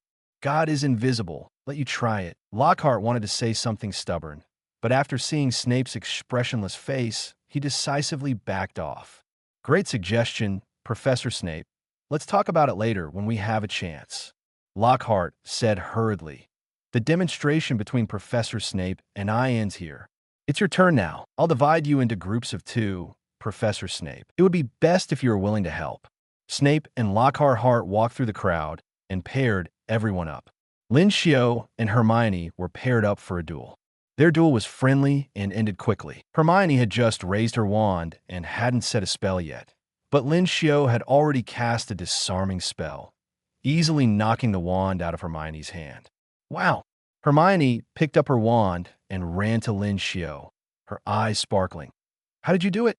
How can you cast a disarming spell so quickly? Lin Xiu smiled and said, "This requires some simple practice. I can teach you." The friendly wizard duels between him and Hermione were still rare. Others' duels were frequent, fighting in a mess, and they didn't care about the rules at all. Neville and a boy named Justin were panting, and both fell to the ground, gasping for breath. Luo Ron's broken wand broke down again, and he beat Seamus, the explosive genius, to a deathly pale. Ron had to grab Seamus and apologize repeatedly. Some young wizards even turned friendly wizard duels into bloody conflicts. Lockhart stood on the duel stage and watched anxiously, but there was nothing he could do. Only Lin Xiu and Hermione were safe. Lin Xiu also had the mind to pay attention to the duel between Harri and Malfoy. The two of them fought furiously. Malfoy took the lead in sneak attacking, and he had already attacked before the countdown before the duel was over, beating Harri a little dizzy. Harri fought back with the creaking curse, which made Malfoy laugh so hard that he was almost unable to move. Finally, Malfoy used the dancing curse again, causing Harry's legs to jump uncontrollably. The boy Harri is now in a state similar to James Potter. Snape saw Harri dancing involuntarily with a malicious smile on his face. But as Harri danced, he slowly turned into a girl. Snape shouted directly, "Finite! Spell stop." Harry's feet stopped dancing, and Malfoy stopped laughing uncontrollably. But seeing Harry's embarrassed appearance, Malfoy didn't know why he shouted with a mocking tone, "Potter, you!" Snape said coldly. Malfoy, shut up. Slytherin deducts 10 points. This frightened the people in Slytherin, and they remembered some strange habits of the Dean Snape. When Harry was a boy, you could laugh at him at will, but if Harry became a girl, it would be better not to provoke him. It seems that a chaotic duel with each other is not advisable. Lockhart wiped his sweat. Let's find someone who is willing to duel to demonstrate. Longbottom and Lin Xiu, what do you think? Snape looked at Harry, who had become a girl, and did not raise any objections. Lin Xiu thought about it. Demonstrating wizard duels in front of everyone was an opportunity to harvest other people's emotions, so he accepted it directly. Neville naturally wouldn't object. Lockhart made the decision. "Okay, it's you two, come on." Standing on the duel stage, Neville said with some fear. "Lin Xiu, be careful. I might not be gentle. I'm afraid I'll hurt you." "It's okay." Neville nodded and drew out his wand. "EXP, extinguish you." Before Neville finished his spell, Lin Xiu's disarming spell had already hit him. He stared blankly at his wand flying out of his hand. "Lin Xiu, you are so fierce." Neville ran down the duel stage excitedly. He did not feel frustrated at all, but enthusiastically told the people around him how he felt about losing this duel. "I just blinked, and Lin Xiu defeated me. Too strong." But Neville's excitement did not last long, because he forgot to pick up his wand that he dropped on the duel stage when he ran down just now. He ran back to the duel stage with a flushed face and took back his wand before Lin Xiu's next duel began. Lockhart said with satisfaction, "Obviously, under my teaching, Mr. Lin Xiu's disarming spell skills are not bad." Lin Xiu didn't know what to say anymore. Lockhart was really thick-skinned. "Okay, next one. Mr. Finnegan, you come." Lockhart said happily, "Let's see if you can beat Mr. Lin Xiu, who has been carefully coached by me." The explosive genius Seamus stepped onto the stage, but was soon defeated and stepped off the stage.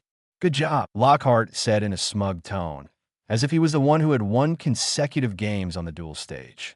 "I just deliberately let myself be hit by Professor Snape's disarming spell just now, just to hide the effect of the disarming spell from everyone. It seems that my efforts have not been in vain." Next, Mr. Justin, can you defeat Mr. Lin Xiu? The wizard duels were carried out quickly, one after another. But as expected, those wizards who dueled with Lin Xiu were defeated. This caused a lot of discussion among the audience. What a fast, disarming spell. It looks only a little slower than Professor Snape. I wonder who will win between Lin Xiu and Professor Lockhart. After hearing that someone wanted him to duel with Lockhart, Lin Xiu was somewhat tempted.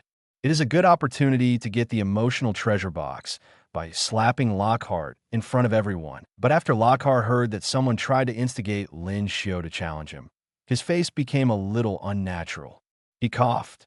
"The dueling club has been open for long enough. Let's have one last wizard duel and end it." Lockhart ignored the voices of many little wizards shouting, "Professor Lockhart challenges Lin Xiu," and said forcefully, "The last wizard duel. Malfoy tricks Lin Xiu."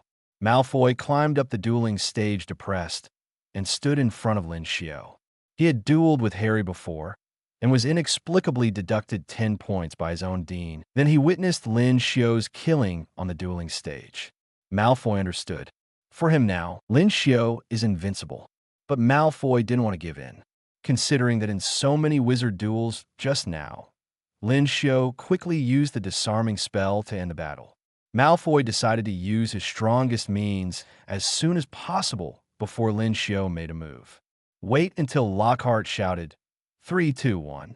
The duel begins. Malfoy quickly raised his wand and yelled, "Serpensortia! Serpensortia!" The head of his wand suddenly exploded, and a black snake suddenly jumped out and landed heavily on the duel stage. The black snake raised its head and prepared to attack. Many young wizards screamed and quickly retreated to make way. Snape was quite satisfied with Malfoy's behavior of summoning a black snake to scare other young wizards. As a kind of transfiguration spell, Summoning snakes is not difficult, but it is not easy to solve. Malfoy has regained some face for Slytherin. Snape took out his wand and said lazily, "I'll get rid of this snake." But Lockhart was faster. He shouted, "I'll do it." Lockhart raised his wand and waved it threateningly at the snake. There was a bang sound, and the snake not only did not disappear, but became furious because of the loud noise. It raised its head aggressively towards the little wizards in the audience, showing its fangs and posing an attacking posture. But before Lin Xiu could take any countermeasures, under the duel stage, Harri suddenly stood out from the crowd and walked in front of the black snake, making a creepy tone. With the multilingual proficiency from Dumbledore's emotional treasure chest, Lin Xiu could understand the meaning of the strange voice Harri said. Harri was saying to the snake in an imperative tone, "Stop." And the snake collapsed directly to the ground, coiled up softly, like a pile of watering hoses. Harry's strange tone made the black snake extremely obedient. Lin Xiu immediately understood that this was parcel tongue. You could talk to snakes. More importantly, 4.7 yes. Parcel tongue can control snakes to a certain extent. But everyone else was terrified. It seemed that Harry's strange voice was instigating the black snake to attack someone. Except for Lin Xiu, Hermione, and Ron. The little wizards looked at Harry with fear.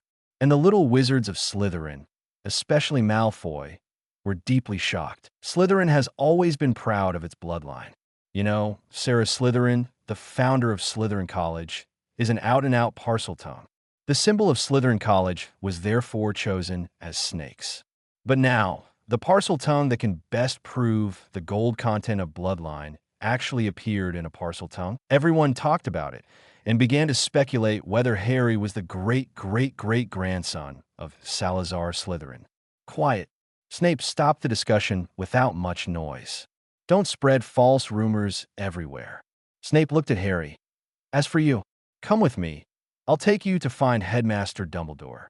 Snape waved his wand, and the black snake on the ground turned into a wisp of black smoke and disappeared.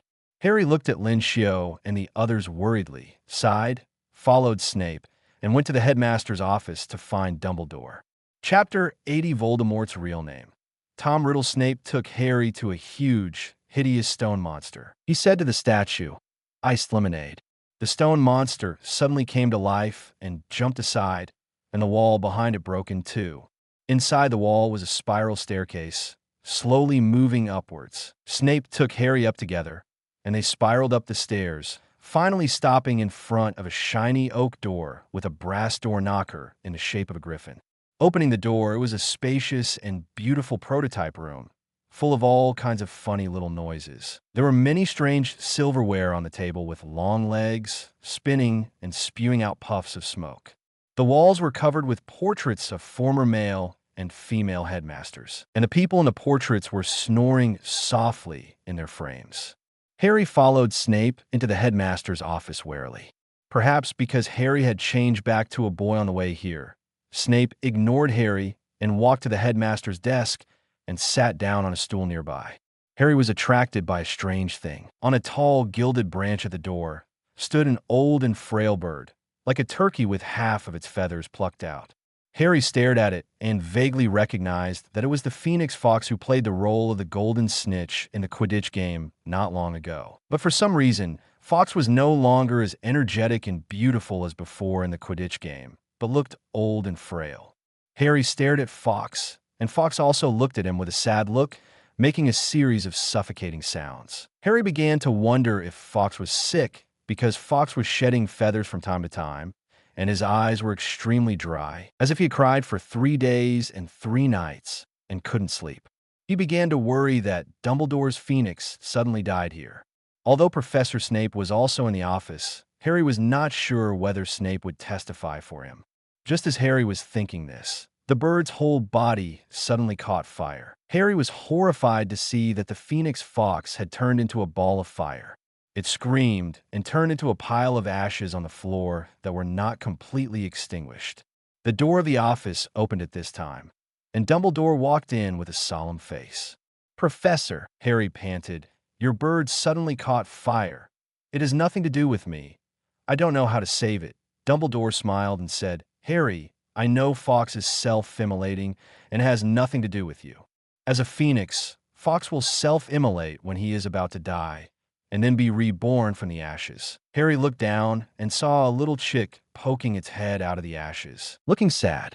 And, strictly speaking, Fawkes' self-immolation has more to do with another person. Dumbledore walked to the back of the table and sat down. In the Quidditch game not long ago, Fawkes had intended to use the healing tears to heal your broken arm. But Fawkes told me that Lin Xiu made him cry too much in that game. Dumbledore sat down on the high-backed chair behind the table, looked at Snape, who was sitting on the sofa next to him, and nodded slightly. Fawkes' matter is not important. Harry, we should talk about your matter now. Dumbledore looked at Harry with his light blue eyes. Professor Snape told me that you have shown the ability to talk to snakes, right? Yes, Professor, Harry said cautiously. This is the second time I have talked to a snake. Once at the zoo, I accidentally talked to a python and asked it to help scare my cousin Dudley. I guess talking to snakes is not a special ability. There should be many wizards who can do this, right, Professor? Few people can talk to snakes in their language. Dumbledore shook his head. That's parcel tongue. In fact, Salazar Slytherin, the founder of Slytherin College, is a parcel tongue himself. Harry opened his mouth, not knowing what to say. He had an inexplicable panic in his heart. Could it be that he would be the descendant of Salazar Slytherin? But I belong to Gryffindor, Harry argued nervously. If I had Slytherin blood, the Sorting Hat would not put me in Gryffindor. Don't worry, Harry. Dumbledore smiled. Slytherin people value the talent of parcel tongue, but it doesn't mean you are destined to be a Slytherin. Snape snorted coldly and said nothing. But Harry was silent. Professor, when the Sorting Hat sorted me, it once told me that I would be very good in Slytherin. Dumbledore said, Harry, but the Sorting Hat finally put you in Gryffindor. Think about why it happened. The Sorting Hat put me in Gryffindor, Harry said dejectedly, because I said I wouldn't go to Slytherin. That's it, Harry, Dumbledore smiled. It's not our ability that determines who we are, but our choice. Harry sat motionless in the chair in front of Dumbledore, completely stunned. Snape closed his eyes and said nothing. But I still have something I want to talk to you about. Dumbledore said, Harry, I have to ask you, is there anything you want to tell me? Dumbledore said gently, anything is fine. Snape opened his eyes and looked at Harry. Harry didn't know what to say. He immediately thought of the strange diary. The strange diary with Tom Riddle's name written on it. Harry could clearly recall that when he was next to the diary, he felt like he was possessed by a demon. If it weren't for Lin Xiu's occasional reminders and Ron's frequent conversations with him, Harry felt that he might have become inexplicably obsessed with that strange diary. Thinking of Lin Xiu's warning, in a magical world, mysterious things often mean danger. Harry said to Dumbledore, Yes, sir. I encountered some strange things. I found a diary signed by Tom Riddle. Snape suddenly jumped up from his seat and stared at Harry. That name? Say that name again. Harry whispered, Tom Riddle. Snape, who was always calm, was a little out of control at this time. He walked around Dumbledore's office quickly. After a while, Snape let out a sigh and regained his composure. He looked at Dumbledore. Professor, I think it's time for us to solve the thread of the Chamber of Secrets. Dumbledore nodded. Seeing that Harry was still confused, he whispered, Tom Riddle, he can probably be said to be the best student in the history of Hogwarts. People are impressed by what Tom did after graduation, but few people know, Dumbledore said, Voldemort used to be called Tom Riddle. Chapter 81 Voldemort. Dumbledore is nothing but this. So, Harry was a little bit unbelievable. The diary I picked up is Voldemort's? Dumbledore nodded in affirmation, and then said, Harry, can you tell us where you got this diary? Probably a bathroom. Harry said, It seems to be the bathroom where Moaning Myrtle is.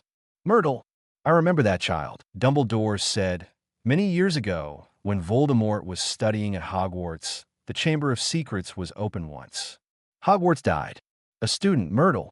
At that time, Voldemort deceived many people.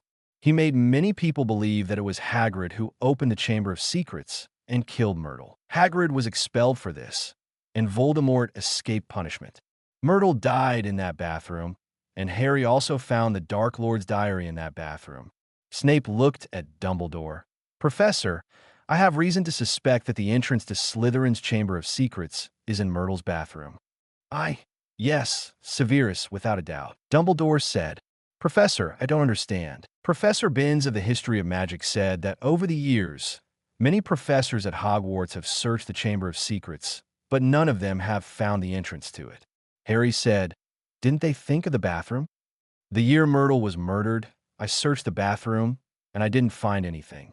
But it's different now, Harry said in confusion. Professor, what's different? Parcel tongue, Harry.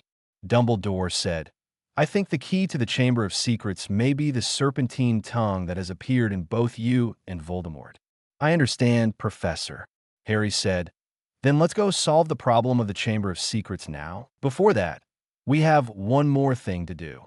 Dumbledore said, the diary left by Voldemort still has his power, and we have to solve its troubles first. I left it in the dormitory. I'll go get it now. Dumbledore and Snape looked at each other and shook their heads slightly. Harry, it seems that the diary has had some effects on you that you haven't noticed. You've become childish. Dumbledore stood up and Snape followed him. Let's go together to be safe. After the dueling club ended, Harry was taken away, and Lin Xiu and the others waited for Harry to come back in the Gryffindor common room. But what Lin Xiu didn't expect was that when Harry came back, Professor Dumbledore and Snape went to the Gryffindor common room together. There were other Gryffindor students in the common room, but they were a little nervous when they saw Snape, and most of them ran back to their dormitories. Lin Xiu and the others looked at Harry with a serious face, asking with their eyes what happened. About the diary, I told the professors. Harry took a breath. Professor Dumbledore told me that the owner of the diary, Tom Riddle, is actually Voldemort. Hermione was very surprised.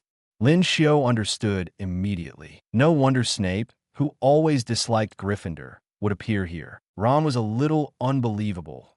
So, we have been with Voldemort's diary for so many days? Have we been cursed by Voldemort's dark magic? Don't worry about this, Mr. Weasley. Dumbledore took a closer look at Ron and said with a smile, there is no trace of dark magic on you, I am sure. And Professor Snape and I are here to solve the problem of the diary. Snape walked in front and pushed open the door of Lin Xiu in Harry's room. Harry followed closely. How could this happen? Lin Xiu walked behind Harry and saw that the dormitory, which was originally tidy, had become a mess, especially near Harry's bed. The things in the box were thrown everywhere. Harry's clothes were crumpled on the floor, the sheets were torn off, the drawers of the bedside table were pulled open, and the things inside were scattered on the mattress. Snape did not take out his wand and whispered, Reparo, repair as before. Harry's scattered clothes flew back to their original positions one by one. The bedside table was closed again, and the various things that were originally scattered returned to their original positions one by one, and everything was restored to its original state. Harry, check your things. Harry had rushed into the dormitory long before Snape spoke. The repair spell put many things in the right place, so Harry soon realized that something was missing from his things. He looked at Dumbledore a little at a loss. Voldemort's diary is missing. What? Snape frowned. Lin Xiu, who was standing not far from Snape, noticed that when Snape used the repair spell just now, many things in the entire male dormitory were more or less moved or repaired, but there was a yellowed paper that was not affected by the repair spell at all. Harry, look at the paper on your bedside table. After Professor Snape released the spell just now, it was not affected at all. Harry ran to the bedside table and said in surprise, the material of this paper is exactly the same as the paper material of Voldemort's diary. Mr. Lin Xiu, your observation is very sharp. Gryffindor plus 5 points. Dumbledore said with a smile. Few things can ignore Professor Snape's spell. Harry subconsciously wanted to reach out and touch it, but Snape knocked him with his wand. Don't touch it everywhere. Professor Snape is right to be cautious. There is some magic power left on it. Dumbledore said as he gently touched the paper with his wand. The next moment, a strong wind seemed to blow out of nowhere in Lin Xiu's dormitory. The page of the diary floated in the air, emitting a dazzling white light. As soon as the white light appeared, It rushed towards Ha. This is not right. Dumbledore waved his wand lightly, and the page of the diary was burned directly, while the white light spread in all directions, turning into a flying and rotating color and light and shadow, sweeping everyone in the dormitory. Lin Xiu suddenly felt a strong sense of weightlessness, and the whole person seemed to be falling rapidly in midair, and the speed was getting faster and faster. But the next second, Lin Xiu felt that his feet were on the solid ground. The light and shadows around him also turned into a blurry scene, and then those blurry scenes gradually became clear. Lin Xiu felt quite familiar with the surrounding scene. He could recognize that this was a corridor in Hogwarts, but it was a little different from the corridor in his impression. There were fewer traces on this corridor, and it looked newer. Behind Lin Xiu, Ron's panicked voice sounded. "How do we get to the corridor of Hogwarts Castle? We are in Voldemort's memory." Dumbledore said gently, "This is Hogwarts 50 years ago. At that time, Voldemort was studying at Hogwarts, and I was teaching at the school." "Professor, I don't understand." But as soon as Harry opened his mouth, he was interrupted by the movement not far from the corridor. Everyone walked out of the corridor at the same time and saw a boy about 16 years old. The boy had shiny black hair, and the silver badge of the Slytherin prefect was shining on his chest. When everyone saw the boy, they knew that the boy was the owner of this memory, Tom Riddle, or the young Voldemort. The young Voldemort was looking in a direction from a distance at this time. Lin Xiu and the others followed Voldemort's gaze and saw 4 wizards carrying a body out of the girls' bathroom. Many adult wizards around were looking at the body with heavy faces. "This is the scene where Myrtle was killed," Dumbledore said. After the murder of Myrtle, Voldemort tried to make many people believe that Hagrid was the murderer who opened the Chamber of Secrets and released the monster to kill Myrtle. What happened next was just as Dumbledore said. The young Voldemort pretended to be an innocent person in front of everyone, and finally rushed into Hagrid's room and put all the charges on Hagrid without any explanation. At that time, Hagrid kept some creatures in the dormitory that were not very presentable, including but not limited to the 8-eyed giant spider, werewolf cubs, etc. Therefore, Hagrid had no way to defend himself against the accusations of the young Voldemort. And the memory ended here, and the surrounding scenes began to become blurred again, and finally turned into a chaotic light and shadow. Those lights and shadows turned into a line of sentences in front of everyone. "Go to the place where the girl was killed, and you will find the truth about the Chamber of Secrets." Then, everything disappeared. Lin Xiu and the others returned to the Gryffindor dormitory. Everyone was silent for a moment. It is obvious that Voldemort left this memory to mislead Harry and lure Harry to the Chamber of Secrets. It is clear that the Dark Lord is targeting Harry, Snape said. He looked at Harry. "We can't take too many risks. Harry, after you use Parcel Tongue to open the entrance to the Chamber of Secrets, I will send you back to the dormitory where you are safer. Professor Dumbledore and I will go to solve the threat of the Chamber of Secrets." At this time, a white light floated from the door of the boys' dormitory. The white light floated in front of Professor Dumbledore and exploded, and Professor McGonagall's voice sounded, "Professor Dumbledore, something happened again. Ginny Weasley disappeared, and she was taken into the Chamber of Secrets. The heir of Slytherin also left a message. Her body will remain in the Chamber of Secrets forever." Ron fell to the ground silently, and Harry quickly supported him. "Professor Dumbledore, Professor Snape, I want to go to the Chamber of Secrets together." Harry said, "My Parcel Tongue can help you open the Chamber of Secrets. But who can guarantee that there is only one place in the Chamber of Secrets where Parcel Tongue will be used?" "I want to go too." Ron tried to stand up from the ground. "I have to go. Ginny is my sister. Harry and I are friends." Lin Xiu said, "So I think I should go too." Of course, this is the public statement. Lin Xiu's real purpose has always been the same. That is to kill Peter Pettigrew.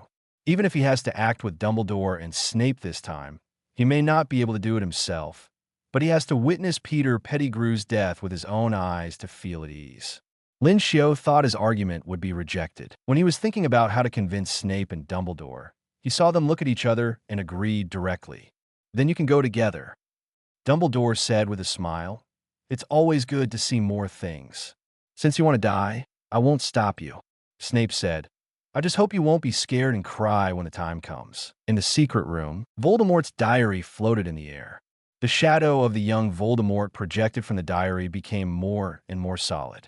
At first glance, it was impossible to tell the difference between the shadow of the young Voldemort and the real person. Not far from the young Voldemort, there was a small figure lying on the ground in a black robe, with hair as red as flames. Next to the red-haired figure, the bald Peter Pettigrew had completely white hair at this moment. He was lying on the ground, and his whole body was not trembling. "Master," Peter Pettigrew sobbed. "I'm dying, save me." "Waste," said the young Voldemort coldly. "Just caught a first-year witch, and you made yourself so embarrassed." "I'm too weak. Master, I provided too much vitality to your diary." The young Voldemort looked at Peter Pettigrew with disgust, but he didn't attack. He waved at Peter Pettigrew. Suddenly, a faint light came out of the diary, and Peter Pettigrew breathed a sigh of relief and stopped trembling. "Thank you, Master. Don't say these nonsense," the young Voldemort said. "Go and get ready. Harry Potter is coming soon." "Master, you succeeded?" Peter Pettigrew said in surprise. "Under Dumbledore's nose, you succeeded in attacking Harry Potter?" "Is this difficult?" the young Voldemort said proudly. "With just a little trick, I can fool that idiot called Harry Potter." 11. As for Dumbledore, nothing special. I don't know how you did it. Please forgive me. I didn't question your meaning. I just want to know if you can make Dumbledore pay attention to Harry Potter B. I showed Harry Potter part of my memory, misled him, and gave him a wrong truth about the Chamber of Secrets. The young Voldemort said, I deliberately instilled in him the concept of acting alone. At that time, that Harry Potter will be alone. Chapter 82. Killing Peter Pettigrew. Solo Lin Xiu and his group walked out of the Gryffindor common room, walked down the nearest staircase, and arrived at the dark corridor where Mrs. Norris was first attacked on the wall, and came to the door of the Moaning Myrtle bathroom. Snape walked in front and opened the door. In the bathroom, Moaning Myrtle was sitting on the water tank of a flush toilet at the back. "Professor Dumbledore." Myrtle stood up immediately and said, "What do you want to do here?" Harry said, "We want to find out the circumstances when you died in this bathroom." Myrtle's demeanor changed immediately, and she looked very honored. "Oh, it was terrible at the time," she said with relish. "At that time, I was laughed at and said that I looked like a four-eyed dog wearing glasses. So I hid here, locked the door, and cried inside. Then I heard someone come in, and the words that person said were very funny. I think it must be another language. But I noticed that the voice belonged to a boy, so I opened the door and wanted to tell him to go back to his own boy's bathroom. And then Myrtle puffed out her chest. Radiant, I died." "How did you die?" Harry asked. "I saw a pair of frighteningly large yellow eyes, and then I lost weight and floated up." Myrtle looked dazed. "Thank you, child," Dumbledore said. "But I want to ask, where did you see the yellow eyes?" "Right here." Myrtle floated to the sink in the bathroom and said to Dumbledore eagerly, "Professor, I died here." Lin Xiu and the others walked to the sink. The sink looked very ordinary. Lin Xiu and the others checked the entire sink from top to bottom, and finally found a small snake shape on the side of a copper faucet. "Professor, this faucet never goes out of K," Myrtle said. "Harry," Dumbledore said, "say something in parcel tongue."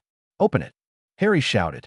But Lin Xiu shook his head. "Harry, you are speaking normal human language." So Harry turned his head back to the little snake and stared at it for a long time.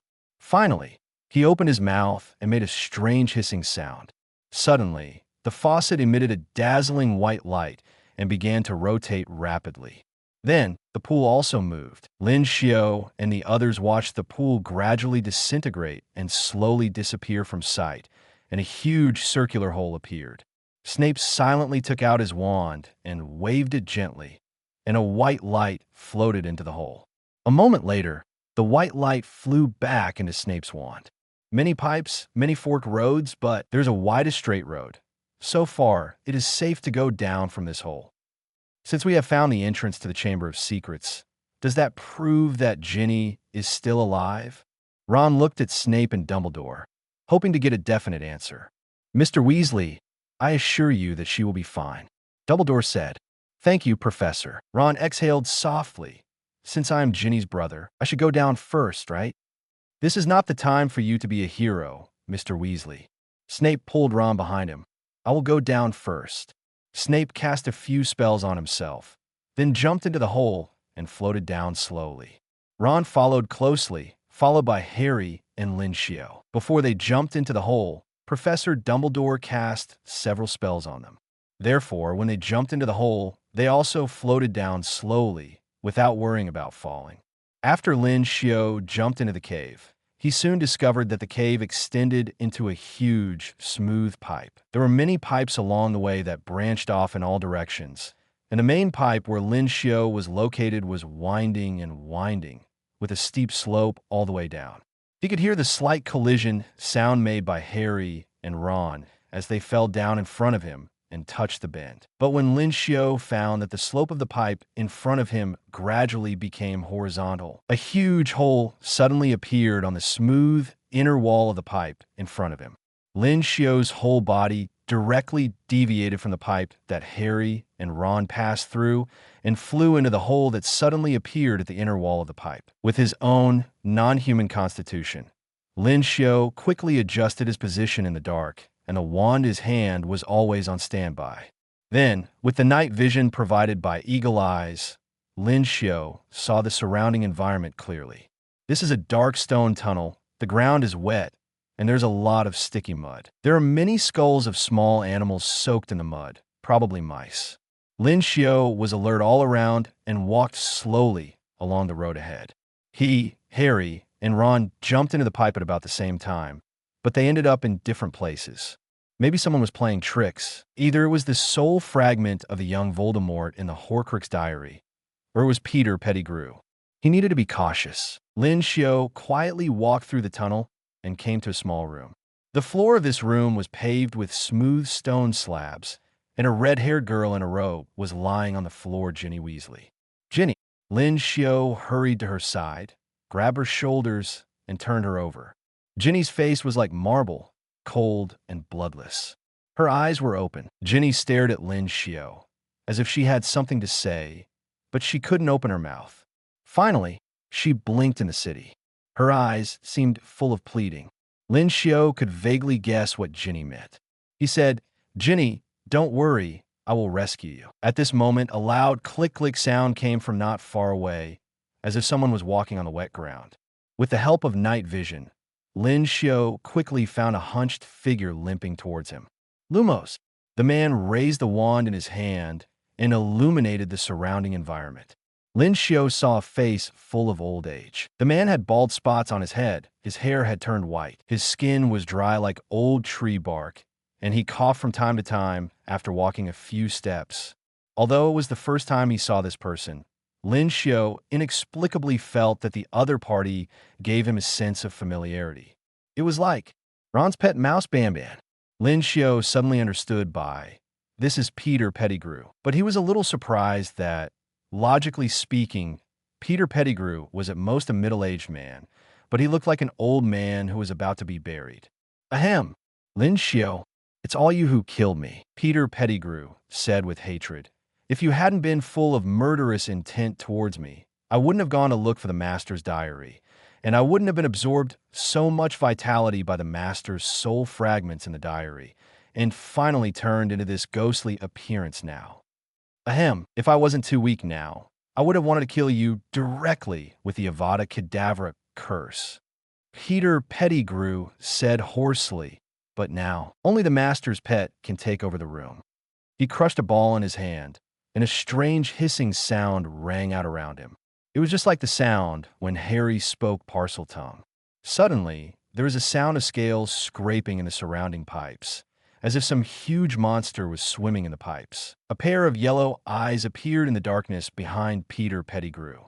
The huge body of the basilisk was looming in the dark pipe, and its scale showed a dangerous green color. Yes, that's it.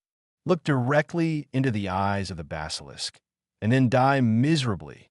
Peter Pettigrew laughed crazily. He looked forward to watching Lin Xiu being killed by the deadly gaze of the basilisk.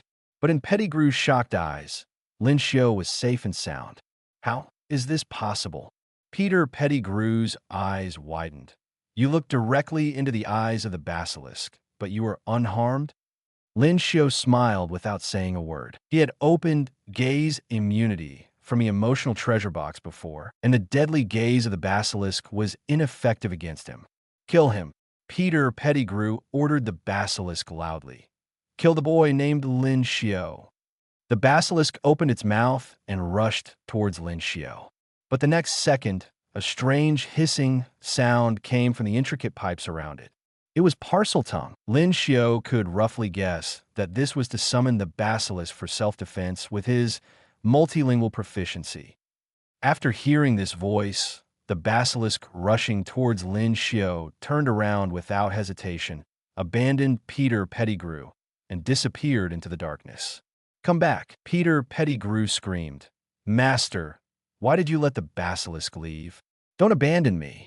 Taking advantage of Peter Pettigrew's distraction, Lin Xiu threw all the life and death water, throat-locking poison, biting cabbage, and poisonous tentacles he had prepared at Peter Pettigrew in one breath.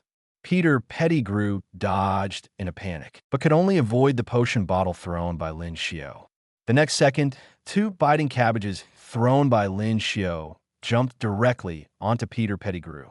One bit off the remaining hair of Peter Pettigrew, and the other bit his right leg into a bloody mess. Pettigrew tried to transform into a mouse to escape, but the poisonous tentacle seeds thrown by Lin Xiu took root and directly wrapped him tightly.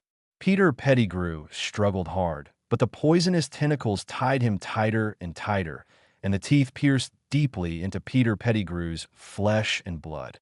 Lin Xiu, let me go. Let me go. Peter Pettigrew's pleading voice became weaker and weaker, and the venom secreted by the poisonous tentacles made him weaker and weaker. Lin Xiu looked at the struggling Peter Pettigrew coldly.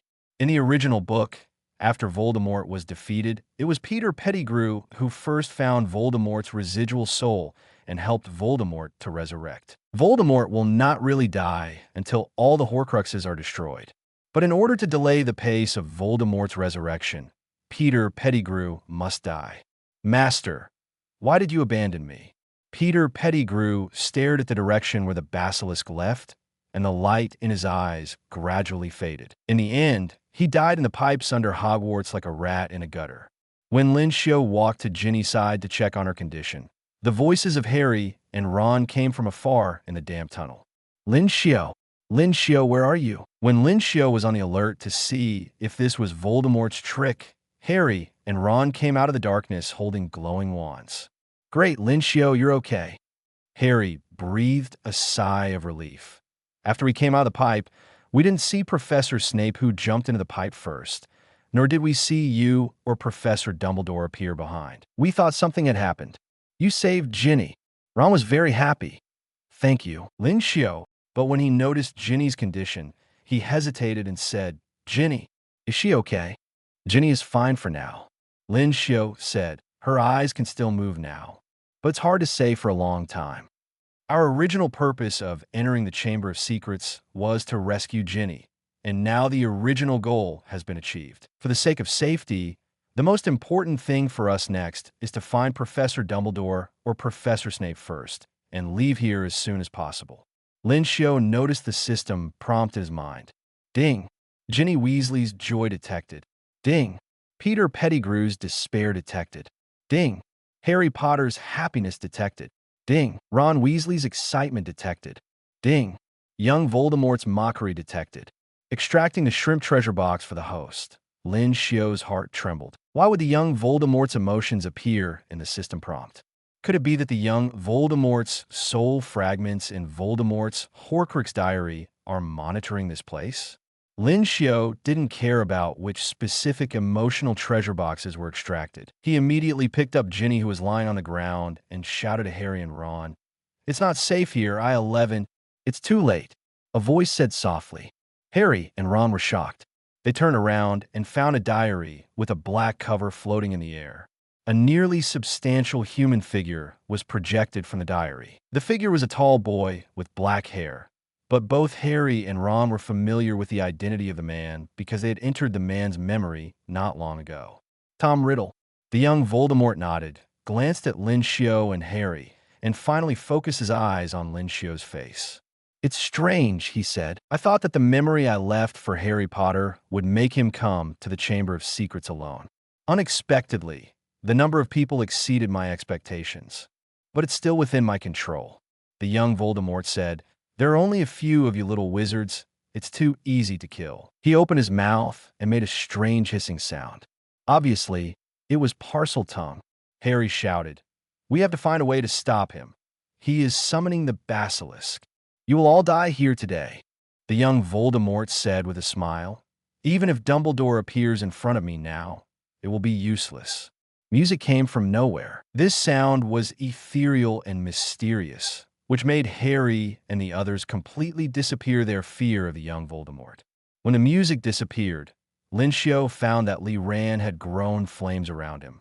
101-441-2224 Falcon 174262380. A crimson bird suddenly appeared from the flames. Harry and Ron were surprised to see the phoenix fox fly to Lin Xiu's side. In the shocked eyes of the young Voldemort, Dumbledore and Snape walked out of the flames from the phoenix. "Tom, I seem to hear you mention my name." Dumbledore said gently, "You just said that even if I appeared in front of you, it would be useless?" Chapter 83 Snape. "Voldemort, sooner or later I will kill you with my own hands." "Dumbledore," the young Voldemort in the Horcrux diary shouted, "it's useless even if you appear here. The basilisk in the chamber obeys my orders. You can't do anything to me." "Deaf." In the darkness, the huge basilisk suddenly rushed out of the pipe and rushed towards Dumbledore. But Dumbledore just smiled and shook his head. A cluster of fire suddenly appeared in front of him. The scales of the basilisk have magic power and can bounce off spells. The young Voldemort said sarcastically, "Dumbledore, you're probably confused and want to burn the basilisk to death with fire." But the next second, the cluster of fire summoned by Dumbledore suddenly burst and turned into a ball of fire. The fireball exploded again and turned into a fire cloud covering most of the tunnel. The fire cloud suddenly spread out and turned into layers of flames, like an iron net, trapping the basilisk that rushed in. The large net formed by the flames looked extremely fragile, but at this moment it was unbreakable. The huge basilisk was tied up by the fire net, wailing and struggling in the air, unable to move. Normal flames naturally cannot cause any harm to the basilisk. Dumbledore said, "I made a slight modification." "How is this possible?" The young Voldemort was a little absent-minded. His essence is a soul fragment left by Voldemort in his youth, and his magic ability and knowledge are far inferior to the later Dark Lord Voldemort. The young Voldemort thought that with the help of the basilisk, he could walk sideways in the current Hogwarts. Unexpectedly, the basilisk was easily taken down by Dumbledore in just one encounter. Without the basilisk as a support, the young Voldemort had to think hard about what he should do next. He naturally came up with the best solution, which was to escape. But the young Voldemort also knew that in his current state, he would definitely not be able to slip away from Dumbledore's eyes. He must have something to cover him. Young Voldemort shouted in Parseltongue at the basilisk that was burned by the fire summoned by Dumbledore. After Harry heard the young Voldemort's Parseltongue clearly, he hurriedly said to Dumbledore, "Be careful." Voldemort used Parseltongue to order the basilisk to die with us. Snape shook his head slightly. "Harry, it seems that you don't know Professor Dumbledore in midair." The basilisk controlled by Dumbledore's fire net began to struggle violently. Young Voldemort controlled the Horcrux diary to float into the darkness. Dumbledore didn't even look at the direction where the Horcrux diary escaped, but just clapped his hands lightly. The huge basilisk struggling in midair was just like this. He was completely burned to death, wailing, and turned into a skeleton scattered all over the ground. The Horcrux diary flew back from the darkness and fell to the ground. The young Voldemort in the diary was still trying to struggle, but Snape had already taken out his wand and pointed it at him. "Bat monster with oil all over his head. I can feel that your heart is full of murderous intent," said the young Voldemort. "You want to use the Avada Kedavra curse on me? Then try it. One day, I will do it myself." Snape squeezed out an ugly smile on his face, but he did not use the Avada Kedavra. He had discussed the details of Voldemort's Horcruxes with Professor Dumbledore many times. Therefore, Snape knew that Avada Kedavra would not have much effect on Horcruxes without a physical body. He planned to use the Fiendfire curse, summoning the Fiendfire to burn the Horcrux directly. A small piece of fire slowly floated towards Voldemort's Horcrux diary. In the process, the small piece of fire grew rapidly and instantly covered Voldemort's soul diary. Everyone seemed to hear a very faint scream, as if the sound came from the horizon. At the same time, a black and viscous liquid like blood was seeping out from the cracks of the Horcrux diary. The shadow of the young Voldemort twisted and struggled and screamed. Then, he just shattered and disappeared. Dumbledore patiently waited for Snape to control the Fiendfire to burn the remaining soul of Voldemort in the Horcrux diary. Then he waved his hand and grabbed the diary, and the remaining Fiendfire on it disappeared naturally. Dumbledore planned to use this diary to find a way to investigate two things. One is to find out how many Horcruxes Voldemort made in total. The second is to find and destroy the remaining Horcruxes of Voldemort. Lin Xiu held Ginny in a princess hug at first, but after Dumbledore and Snape emerged from the flames, he carried Ginny on his back. When Voldemort was burned to death by Snape's Fiendfire, Lin Xiu felt a movement behind him. Ginny subconsciously moved her hands and feet, and finally, she staggered to the ground and helped Lin Xiu stand steadily. "Ginny, are you okay?" Ron hurried to Ginny's side. Ginny shook her head and occasionally turned her head to look at Lin Xiu next to her. Ron breathed a sigh of relief. "That's good." At this time, Snape noticed the body soaked in the mud. "Who is this guy?" He frowned and cast a spell with his wand, turning the body over. It was impossible to tell.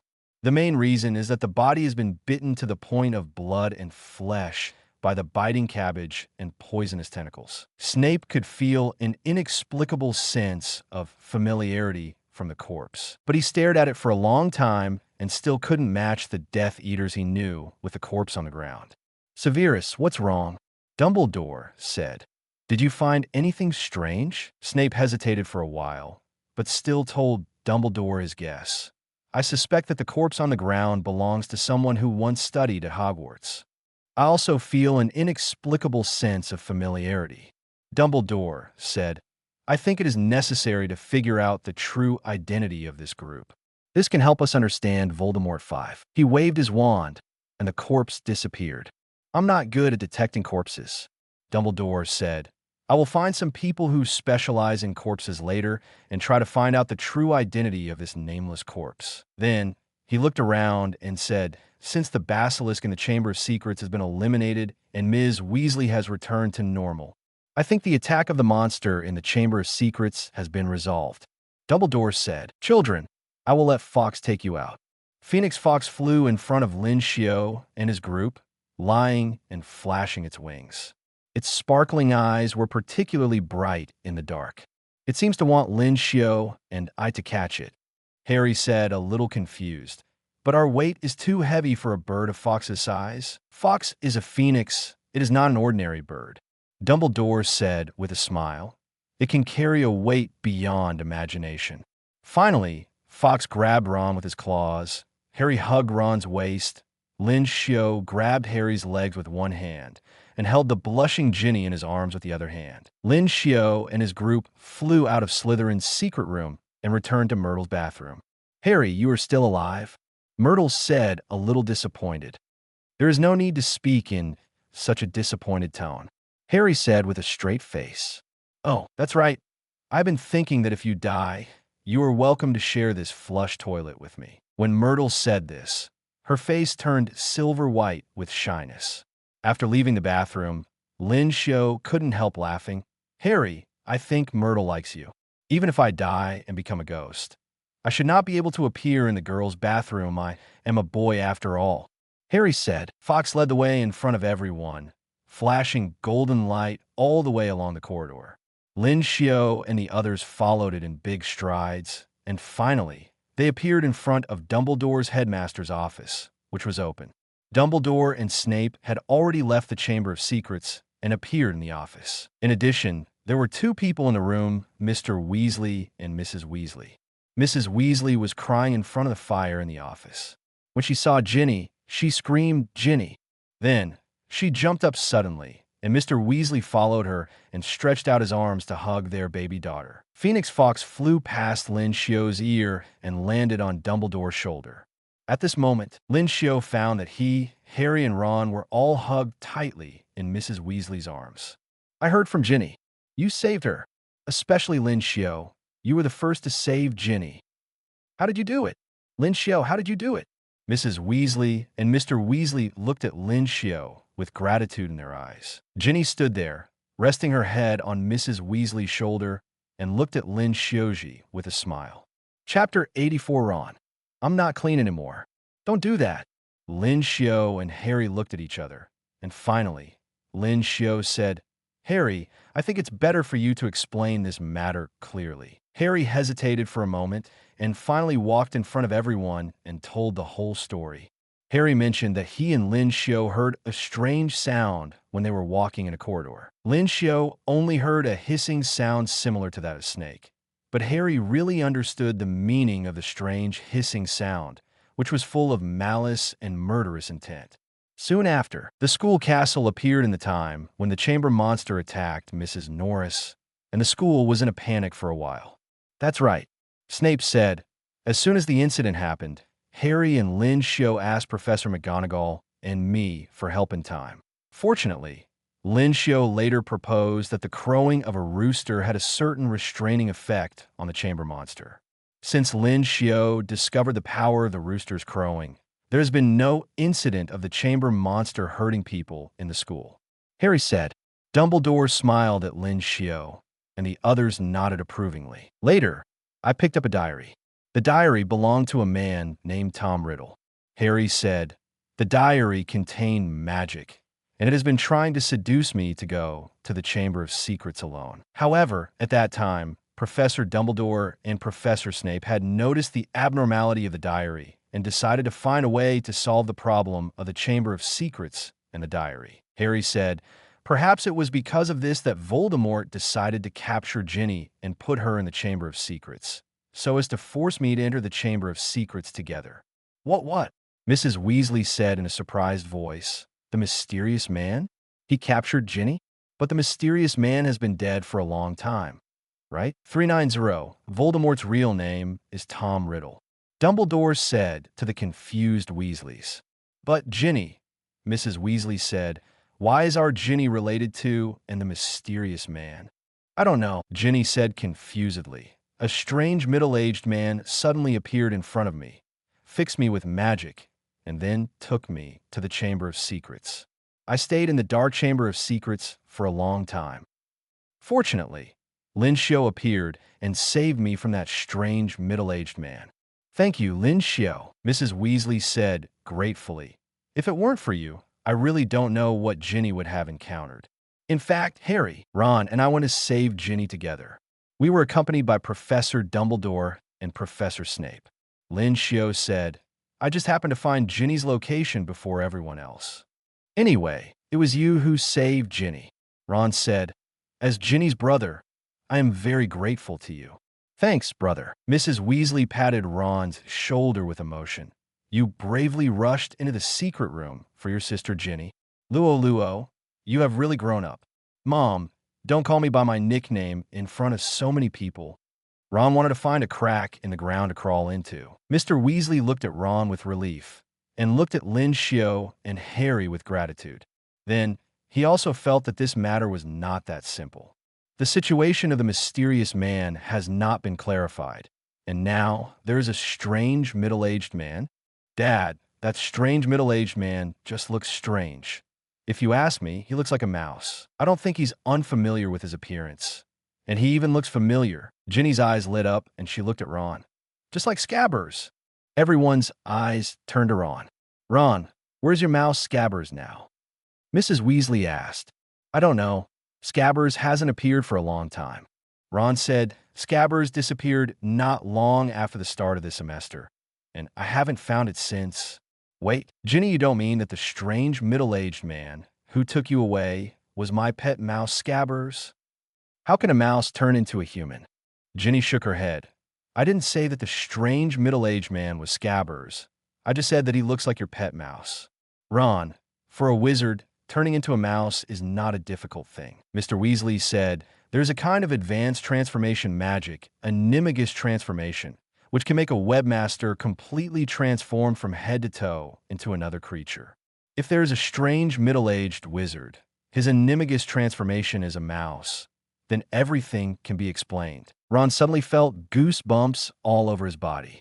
After he got the pet mouse Scabbers from his brother Percy, he would sleep with Scabbers for a long time.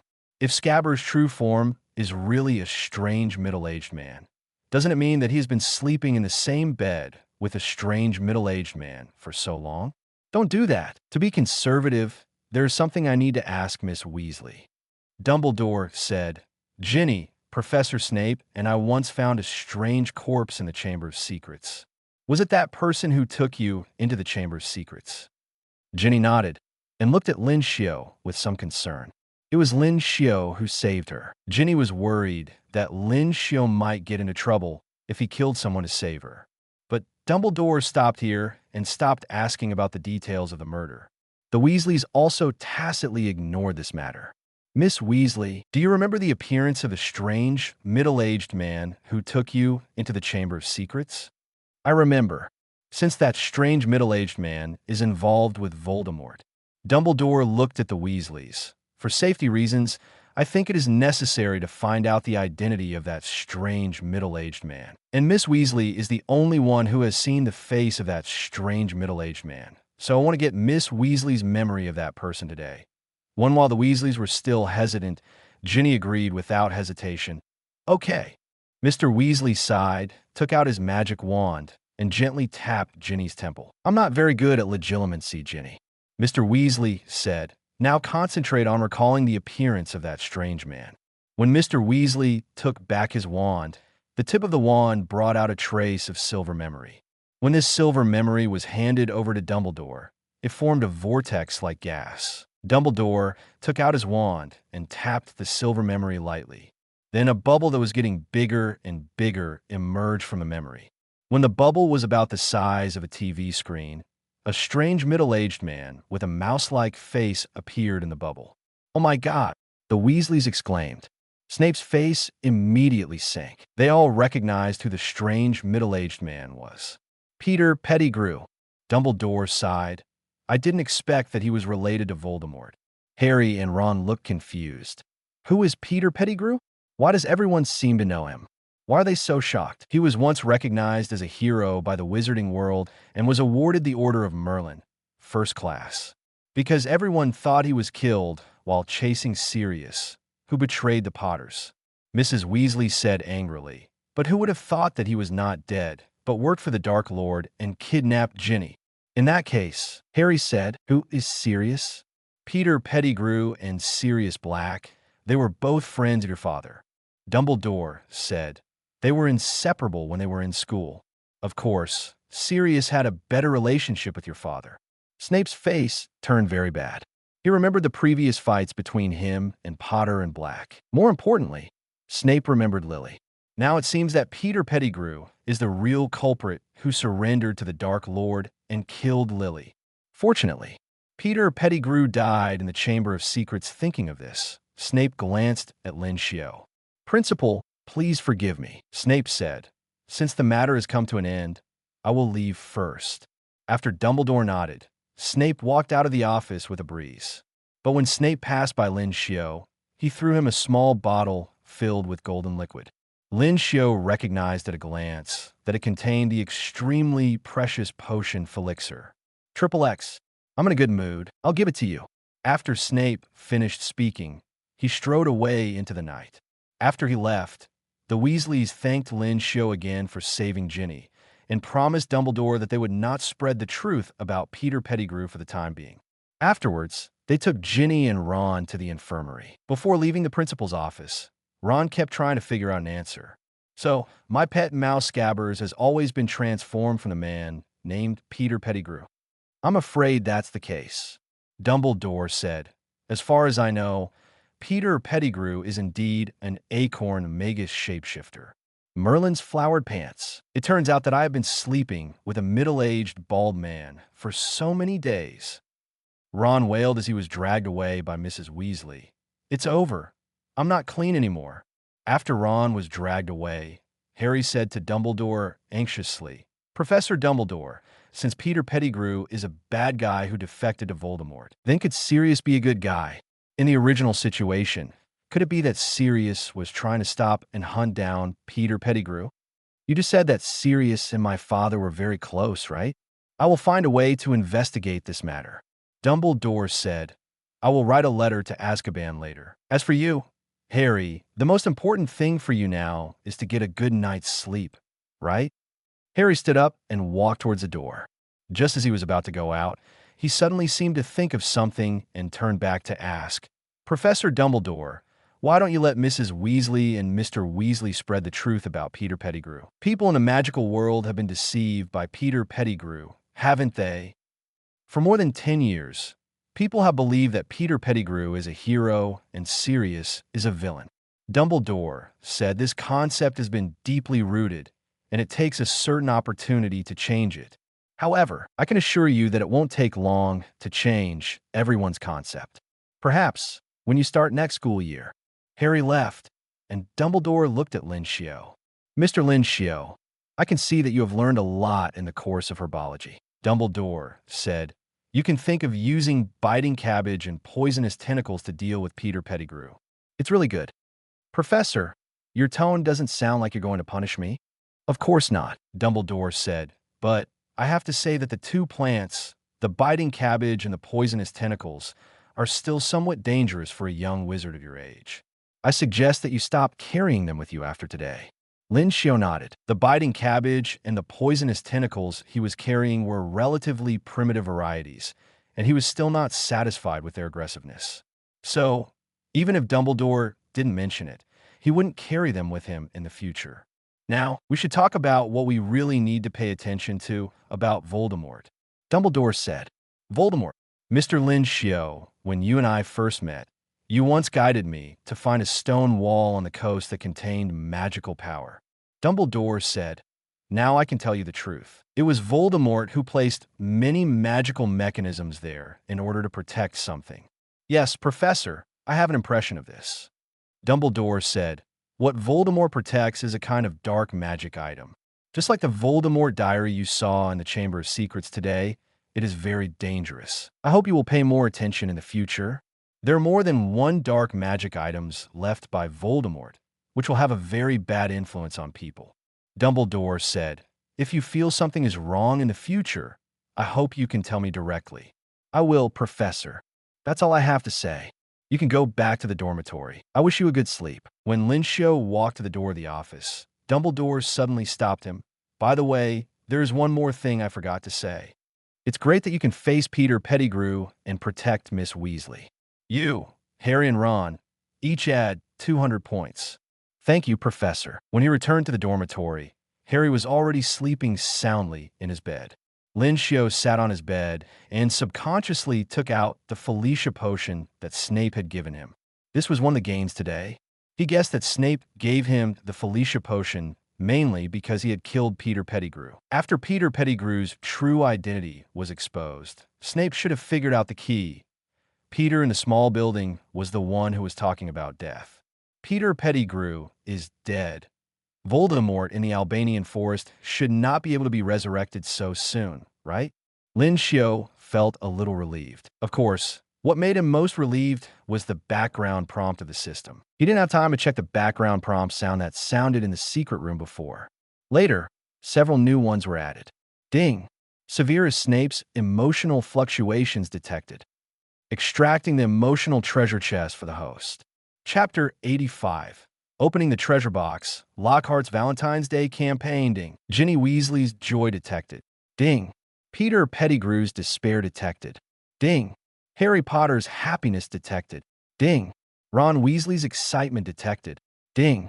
Young Voldemort's mockery detected. Ding. Molly Weasley's gratitude detected. Ding. Arthur Weasley's gratitude detected. Ding. Severus Snape's joy detected. Drawing the emotion treasure chest for the host. Congratulations to the host. you have obtained 3 silver treasure chests.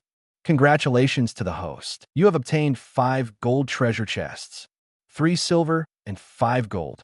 Lin Xiu's participation in the Chamber of Secrets incident this time has yielded a lot.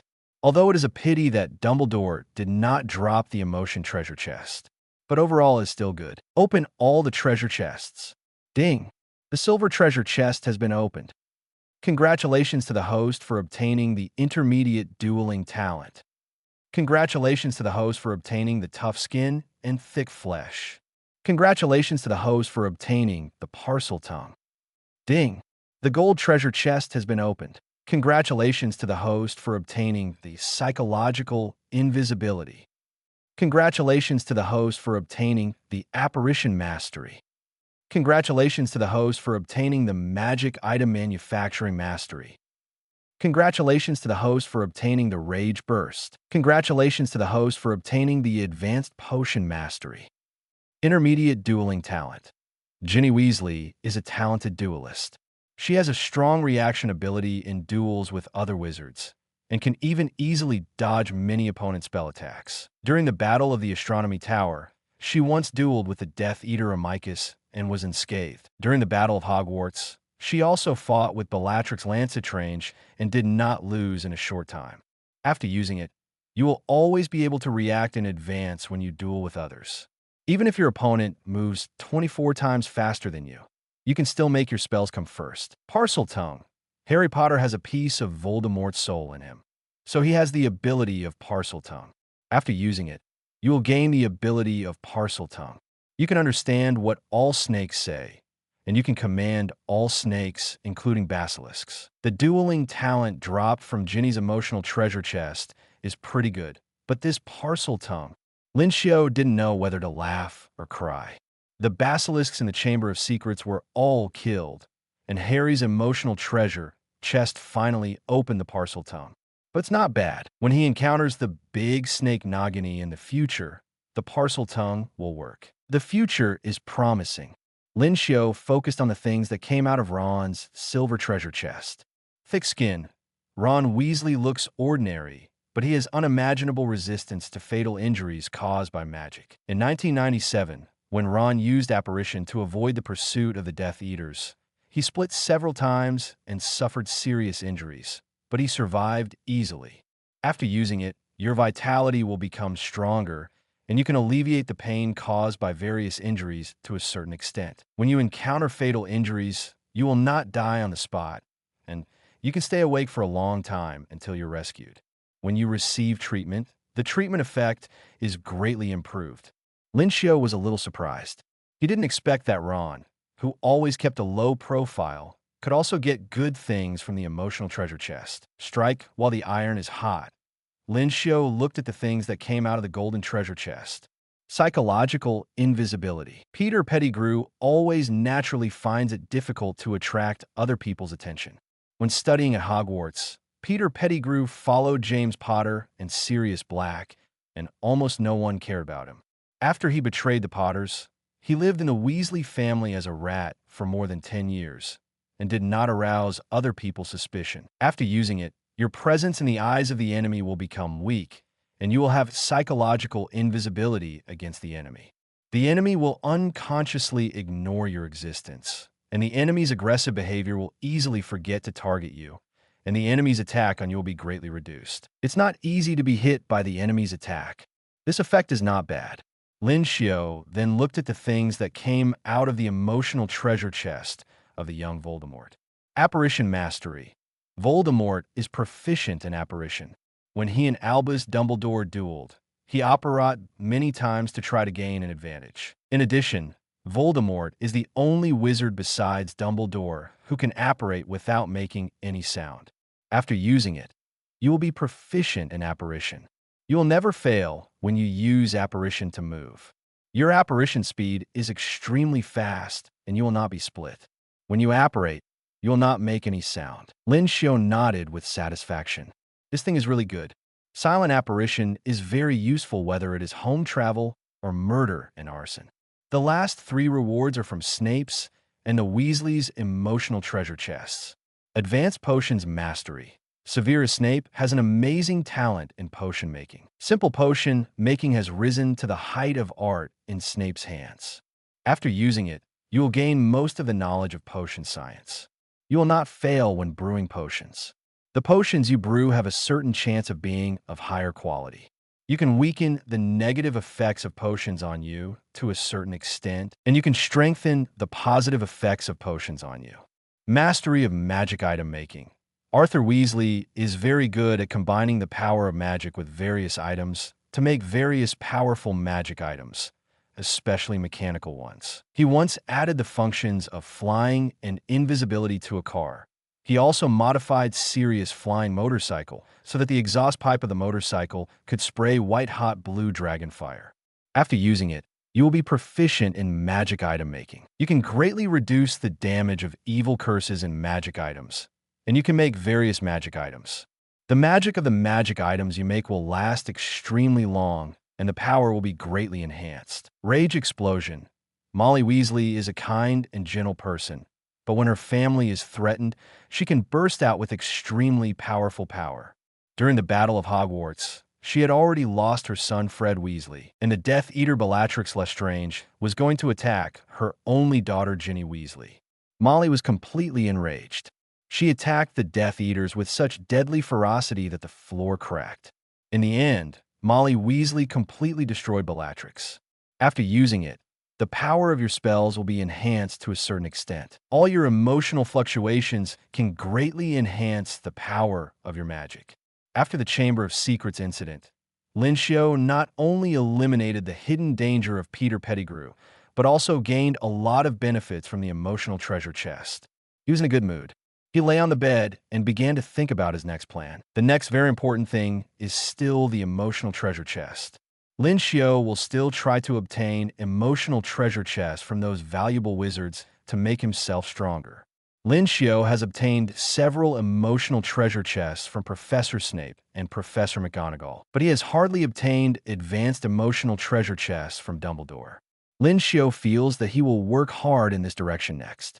What can make Dumbledore have stronger emotional fluctuations is family affection. Either it is to make Dumbledore and his brother reconcile, or it is to find a way to make up for Dumbledore's regret about the death of his sister Ariana. For these two directions of effort, Lin Xiu also has some vague ideas. In addition to making efforts on the emotional treasure chest, Lin Xiu will also have to guard against Voldemort, who may come back at any time. Peter Pettigrew was killed, which eliminated a hidden danger and delayed the pace of Voldemort's resurrection. But there are many Death Eaters loyal to Voldemort, and Voldemort's resurrection is almost unstoppable. Lin Xiu had to prepare for this. After the Chamber of Secrets incident, Hogwarts would be safer in the next school year. Therefore, Lin Xiu was also preparing to obtain Dumbledore's advanced emotional treasure chest and the location of Voldemort. And Dumbledore also informed the whole school teachers and students one day that the Chamber of Secrets incident was successfully resolved by Lin Xiu and Harri. This incident obviously inspired many people, especially the little wizards of Gryffindor. They were extremely excited when they learned that Lin Xiu, Harri, and Ron each got extra points for solving the Chamber of Secrets incident. Lin Xiu and the other three added a full 600 points to Gryffindor, and Gryffindor is already locked in this year's College Cup championship in advance. For a while, everyone was talking about the names of Lin Xiu and the other three, and Lin Xiu's name was mentioned most frequently by the Little Witches. The Little Witches didn't know most of the details of the Chamber of Secrets incident, but they felt that Lin Xiu's act of rescuing Ginny from the Dark Chamber of Secrets was very much like the story of a prince and a princess. Many Little Witches fantasize about replacing Ginny and becoming the weak princess who was saved. This made Professor Lockhart very anxious. He agreed to Dumbledore to come to Hogwarts as a teacher because he wanted to improve his reputation. Just think about it. Teaching the savior Harry Potter, what a face-saving thing it is. As a result, after a semester, his reputation took a sharp turn for the worse, and many people gradually became less fascinated with him. Lin Xiu's popularity even overshadowed Lockhart's. So Lockhart decided to think of a way to increase his reputation. On the morning of February 14th, Lin Xiu just rushed to the hall and prepared to have breakfast, and found that the layout of the hall had changed dramatically. The four walls were covered with large, dazzling pink flowers, and many heart-shaped confetti kept falling from the light blue ceiling. Harri and Ron sat at the Gryffindor table with disgusted expressions on their faces, while Hermione looked at Lin Xiu with a smile on her face. What happened? Lin Xiu sat next to Hermione and reached out to brush away the confetti that fell on his bacon. "It's Professor Lockhart," Hermione whispered, pointing to the teacher's table. At the teacher's table, Lockhart was wearing a flashy pink robe and waving his hand for everyone to be quiet. The other teachers all had stern faces. Professor McGonagall covered her face with her hands, not wanting to look at him, and Snape looked as if he had just eaten half a fly. "Happy Valentine's Day, everyone," Lockhart said loudly. "So far, many people have given me 150 cards, and I would like to thank them. Yes, I took the initiative to arrange this little surprise for everyone. And there is more." Lockhart clapped his hands, and 12 gloomy dwarves walked in from the entrance hall. They were also different from ordinary dwarves. Lockhart gave them golden wings, let them carry harps, and dressed them up as the god of love in mythology and legends. "My friendly little Cupid with greeting cards," Lockhart said happily. "They will be wandering around the school today, delivering Valentine's Day cards to you. There is more fun. I believe my colleagues are willing to participate enthusiastically. Professor Snape, why don't you teach them how to prepare the love potion? If everyone is interested, Professor Flitwick is more proficient in the magic of enchanting people than any wizard I have ever seen. That charming old guy." Professor Flitwick buried his face in his hands and said nothing. And looking at Snape's expression, if anyone really dared to ask him for the formula of the love potion, he would definitely be in trouble. Hearing Lockhart's words, Lin Xiu couldn't help but take a breath. Professor Flitwick is the head of Ravenclaw and has taught Lockhart before. Calling Professor Flitwick an old guy, Lockhart is really bold. It means that Professor Flitwick doesn't have the temper of Snape, otherwise Lockhart probably won't get any good results. Then, for the whole day, Lockhart's dwarf cupids kept breaking into the classroom and delivering Valentine's Day cards, which annoyed many teachers. But the students felt a little differently, especially those who received Valentine's Day cards. This showed that they were liked. Harri received several anonymous Valentine's Day cards, and even Ron received one. But there was no one on Lin Xiu's desk. It shouldn't be. Ron was happy, but also a little strange. Even I received a Valentine's Day card, and a little witch who didn't want to reveal her name said she liked me. How come Lin Xiu didn't receive a Valentine's Day card? Harri nodded in agreement. In general, Lin Xiu was the most popular among the three of them, among the little witches. Even Ron got a card, so Lin Xiu shouldn't have none. Lin Xiu didn't care much about it. It was just a Valentine's Day card, not an important thing. But that afternoon, when the Gryffindor students went upstairs to the magic class, a dwarf suddenly rushed to Lin Xiu with a dozen cards in his arms, dropping them as he walked. "Hey you, Lin Xiu, here are 88 Valentine's Day cards for you." 88 Valentine's Day cards? Ron was envious and a little shocked. "I only received one." Chapter 86. Lin Xiu. "Luna, you came at the right time." For a moment, all the boys present looked at Lin Xiu with envy. 88 Valentine's Day cards. This means that Lin Xiu is the most popular among the little witches in Hogwarts during this period. Lin Xiu took the dozen cards from the dwarf elf, feeling a little complicated. Knowing that he is very popular among the little witches in Hogwarts is of course a good thing. But being sent so many cards in front of a group of people would be somewhat embarrassing, especially when many people did not receive Valentine's Day cards. Wingardium Leviosa. Lin Xiu cast a levitation spell and collected all the cards that fell on the ground when the dwarf elf ran over. It must be said that 88 cards are still quite heavy in the hand. Alas, Ron looked at the pile of cards in Lin Xiu's hand, and then looked at the card in his hand, and suddenly felt that it was not fragrant. Before, he saw that Lin Xiu did not receive a Valentine's Day card, and he felt a little unfair for Lin Xiu. But now seeing that Lin Xiu received so many Valentine's Day cards and was so popular with witches, Ron was a little uncomfortable. He was really afraid that his brother would suffer. and he was also afraid that his brother would be the male protagonist. Relax, Harry said. Ron, you can think about things in a positive way. After all, you still have a Valentine's Day card in your hand. However, at this moment, Lin Xiu suddenly noticed the strange situation of the Valentine's Day card in his hand. Something is wrong. Lin Xiu said, there is something wrong with my Valentine's Day card. What's the problem? Ron and Harry came over with great interest. See what's going on? They read out the words in one of Lin Xiu's cards. Your eyes are as deep as a pickled toad, and your smile is as bright as the spring sunshine. I hope you are mine, an anonymous person who loves you. There's nothing wrong. Ron said, it looks normal to me. Harry said in surprise, I have a Valentine's Day card with the same content as this one. He flipped through the 5 Valentine's Day cards he received and found one that was exactly the same as the one they just read. I understand, Ron said. There must be a girl who likes both of you and sent Valentine's Day cards to both of you. It's not that simple. Lin Xiu shook his head. My 88 Valentine's Day cards are basically repeated. There are a total of 8 different cards in it, and they appear in turn as if these Valentine's Day cards are wholesale. As soon as this was said, Harry and Ron hurriedly looked through the remaining cards of Lin Xiu and found that the situation was indeed the same as what Lin Xiu said. Harry could find the same 5 chapters of Valentine's Day cards in Lin Xiu's 88 cards. Could it be that someone is playing a prank on you? Ron said indignantly, too much. When he said this, he was sincerely speaking up for Lin Xiu and Harry. Because when Ron was looking through Lin Xiu's Valentine's Day card just now, he also secretly compared it with the one he received and found that there was no identical version in Lin Xiu's place. Ron was very sure that what he received must be a Valentine's Day card carefully prepared by a little witch. It's a limited edition. Ron was very happy. He solemnly put away the cards he received and said to Lin Xiu and Harry, I've decided. I'm going to catch the nasty guy who played a prank with you. Ron said this sincerely because he was kind and couldn't bear to see his brothers being teased.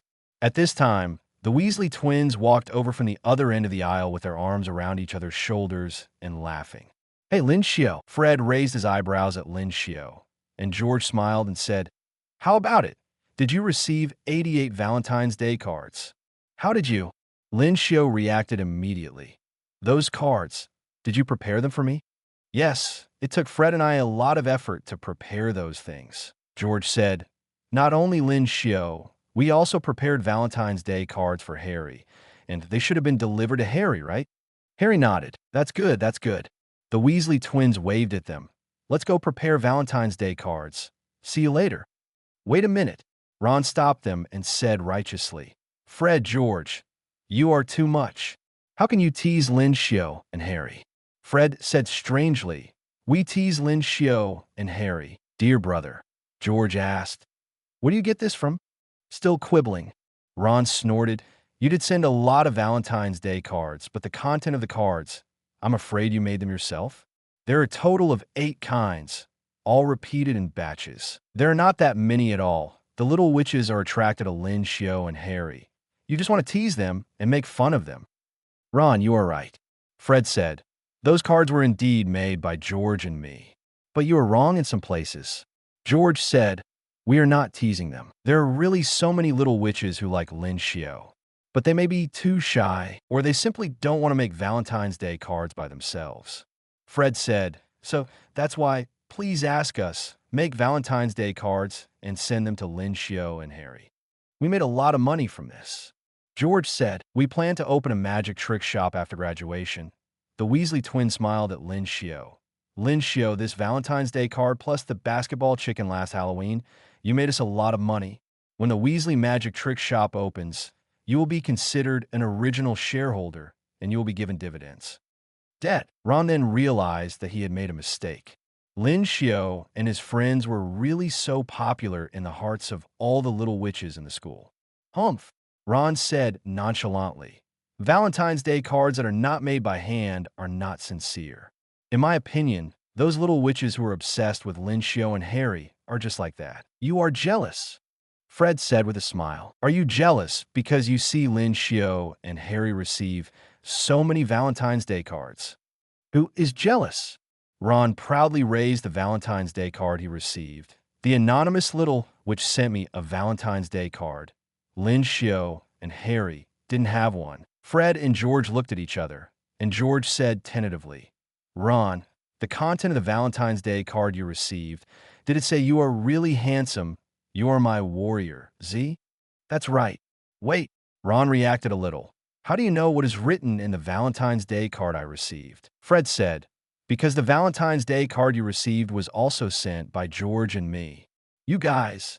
Ron froze in his place. Did you send me the Valentine's Day card? When we were counting the orders of the little witches in the background, we found that no one sent Valentine's Day cards to you and Percy. George and I couldn't stand it anymore. How could the handsome boy from the Weasley family not receive a Valentine's Day card? George said with a smile, so Fred and I prepared one for you and Percy. After all, they are brothers, so we have to take care of them a little. Fred said, don't worry, the content of the Valentine's Day cards you and Percy received is different. Both are limited editions exclusively for you. George winked at Ron. Limited edition, very precious. Ron turned around and left angrily. But he stopped after a few steps, because another dwarf elf dressed as the god of love rushed to Lin Xiu, waving the Valentine's Day card in his hand. Lin Xiu, you have a new Valentine's Day card. Lin Xiu subconsciously looked at the Weasley twins. Did you make an extra Valentine's Day card for me? The Weasley twins shook their heads. No, we only received orders for 88 cards from you, and they have all been made. If it's not the lover's card you gave me, then who could it be? Lin Xiu took the card from the dwarf elf with some doubts. To the world, you are one person, but to someone, you are the whole world. The card was still anonymous, but the handwriting on it made Lin Xiu feel very familiar. Max, he subconsciously looked in the direction of Hermione, but the little witch turned her head away at this time, not daring to look at Lin Xiu. When Lin Xiu was about to walk towards Hermione, another dwarf elf dressed as the god of love appeared. Lin Xiu, you have a new Valentine's Day card. Hermione looked at Lin Xiu eagerly, as if she wanted to say something, but in the end she didn't say anything. Lin Xiu took the new Valentine's Day card, on which was only hastily written the words, Happy Valentine's Day. He could only tell that this Valentine's Day card was not a mass-produced product made by the Weasley twins, and no other information could be obtained. But the dwarf elf who handed Lin Xiu the new Valentine's Day card did not leave, but sat on the ground and started singing at the top of his voice. This is Lin Xiu's Valentine's Day singing gift. He is as handsome and cool as the sky. He is as reassuring as the earth, and he rescued people from the Chamber of Secrets. I hope he is mine. If Hermione's Valentine's Day card just now made Lin Xiu happy, then the dwarf elf's card and singing now made him feel a little overwhelmed. Many people were amused and cheered happily. Sing again, sing again. The dwarf elf was deeply encouraged. He bowed to everyone and sang again. Lin Xiu achieved fame in the physical sense. While everyone was cheering, Lin Xiu noticed Ginny in the crowd. Ginny's face became redder and redder as she listened to the dwarf elf singing Lin Xiu's praises. Lin Xiu couldn't help but wonder, could it be that this second Valentine's Day card and the dwarf elf's praises were prepared by Ginny? At this time, Percy Weasley appeared and tried his best to disperse the crowd, but the effect was minimal. While everyone in the corridor was enjoying the dwarf elf's unpleasant singing, a beautiful blonde girl appeared from the other end of the corridor. Lin Xiu noticed her at a glance. It was Luna. Luna was holding a bunch of greeting cards in her hand, and she walked straight to Lin Xiu. She handed Lin Xiu one. Lin Xiu, Happy Valentine's Day. The greeting card was painted with a shooting star and a moon in a simple hand-painted style, and her name was Luna Lovegood. Lin Xiu was a little surprised. This school year, he and Luna only met once at the beginning of the school year, and there was basically no much intersection at other times. Why would Luna take the initiative to send him a Valentine's Day card? I saw that everyone was sending greeting cards to each other, and I wanted to participate. But the Ravenclaw classmates didn't want to send me greeting cards, so I thought of you. Luna said in a singing voice, Lin Xiu, I sent you a greeting card. Can you send me one? Lin Xiu nodded. Luna took out a card from the pile of greeting cards in front of Lin Xiu, took out a pen, and handed them to Lin Xiu. Sign it. Lin Xiu signed his name. Thank you. Luna happily put the card away. This is the first time I have received a card in Hogwarts. Hermione and Ginny appeared beside Lin Xiu without knowing when. At this time, Luna noticed the look Hermione and Ginny gave Lin Xiu. Oh, it seems that I came at the wrong time. No, you came at the right time. Lin Xiu breathed a sigh of relief. Under normal circumstances, Lin Xiu received Valentine's Day cards from Hermione and Ginny at the same time on Valentine's Day, which was considered a critical moment. Most people can only choose to appease the emotions of one of them. But Lin Xiu believed that he was definitely not a man who liked multiple beauties. He didn't want to make a choice. He wanted them all. Fortunately, Luna appeared, and she and Lin Xiu exchanged greeting cards. Through Luna's explanation, the ambiguous nature of Valentine's Day cards was resolved to a certain extent. No more novels? Take part in the voting. The most requested novels and those with the most likes will be chosen for publication on euroaudiobooks.com. There, I can upload as much as I want without the risk of receiving a strike. Our 18 novels and other content that exceed what is morally acceptable are only published on Patreon or the free novels page. Remember, the site is funded by donations on Ko-fi and Patreon memberships.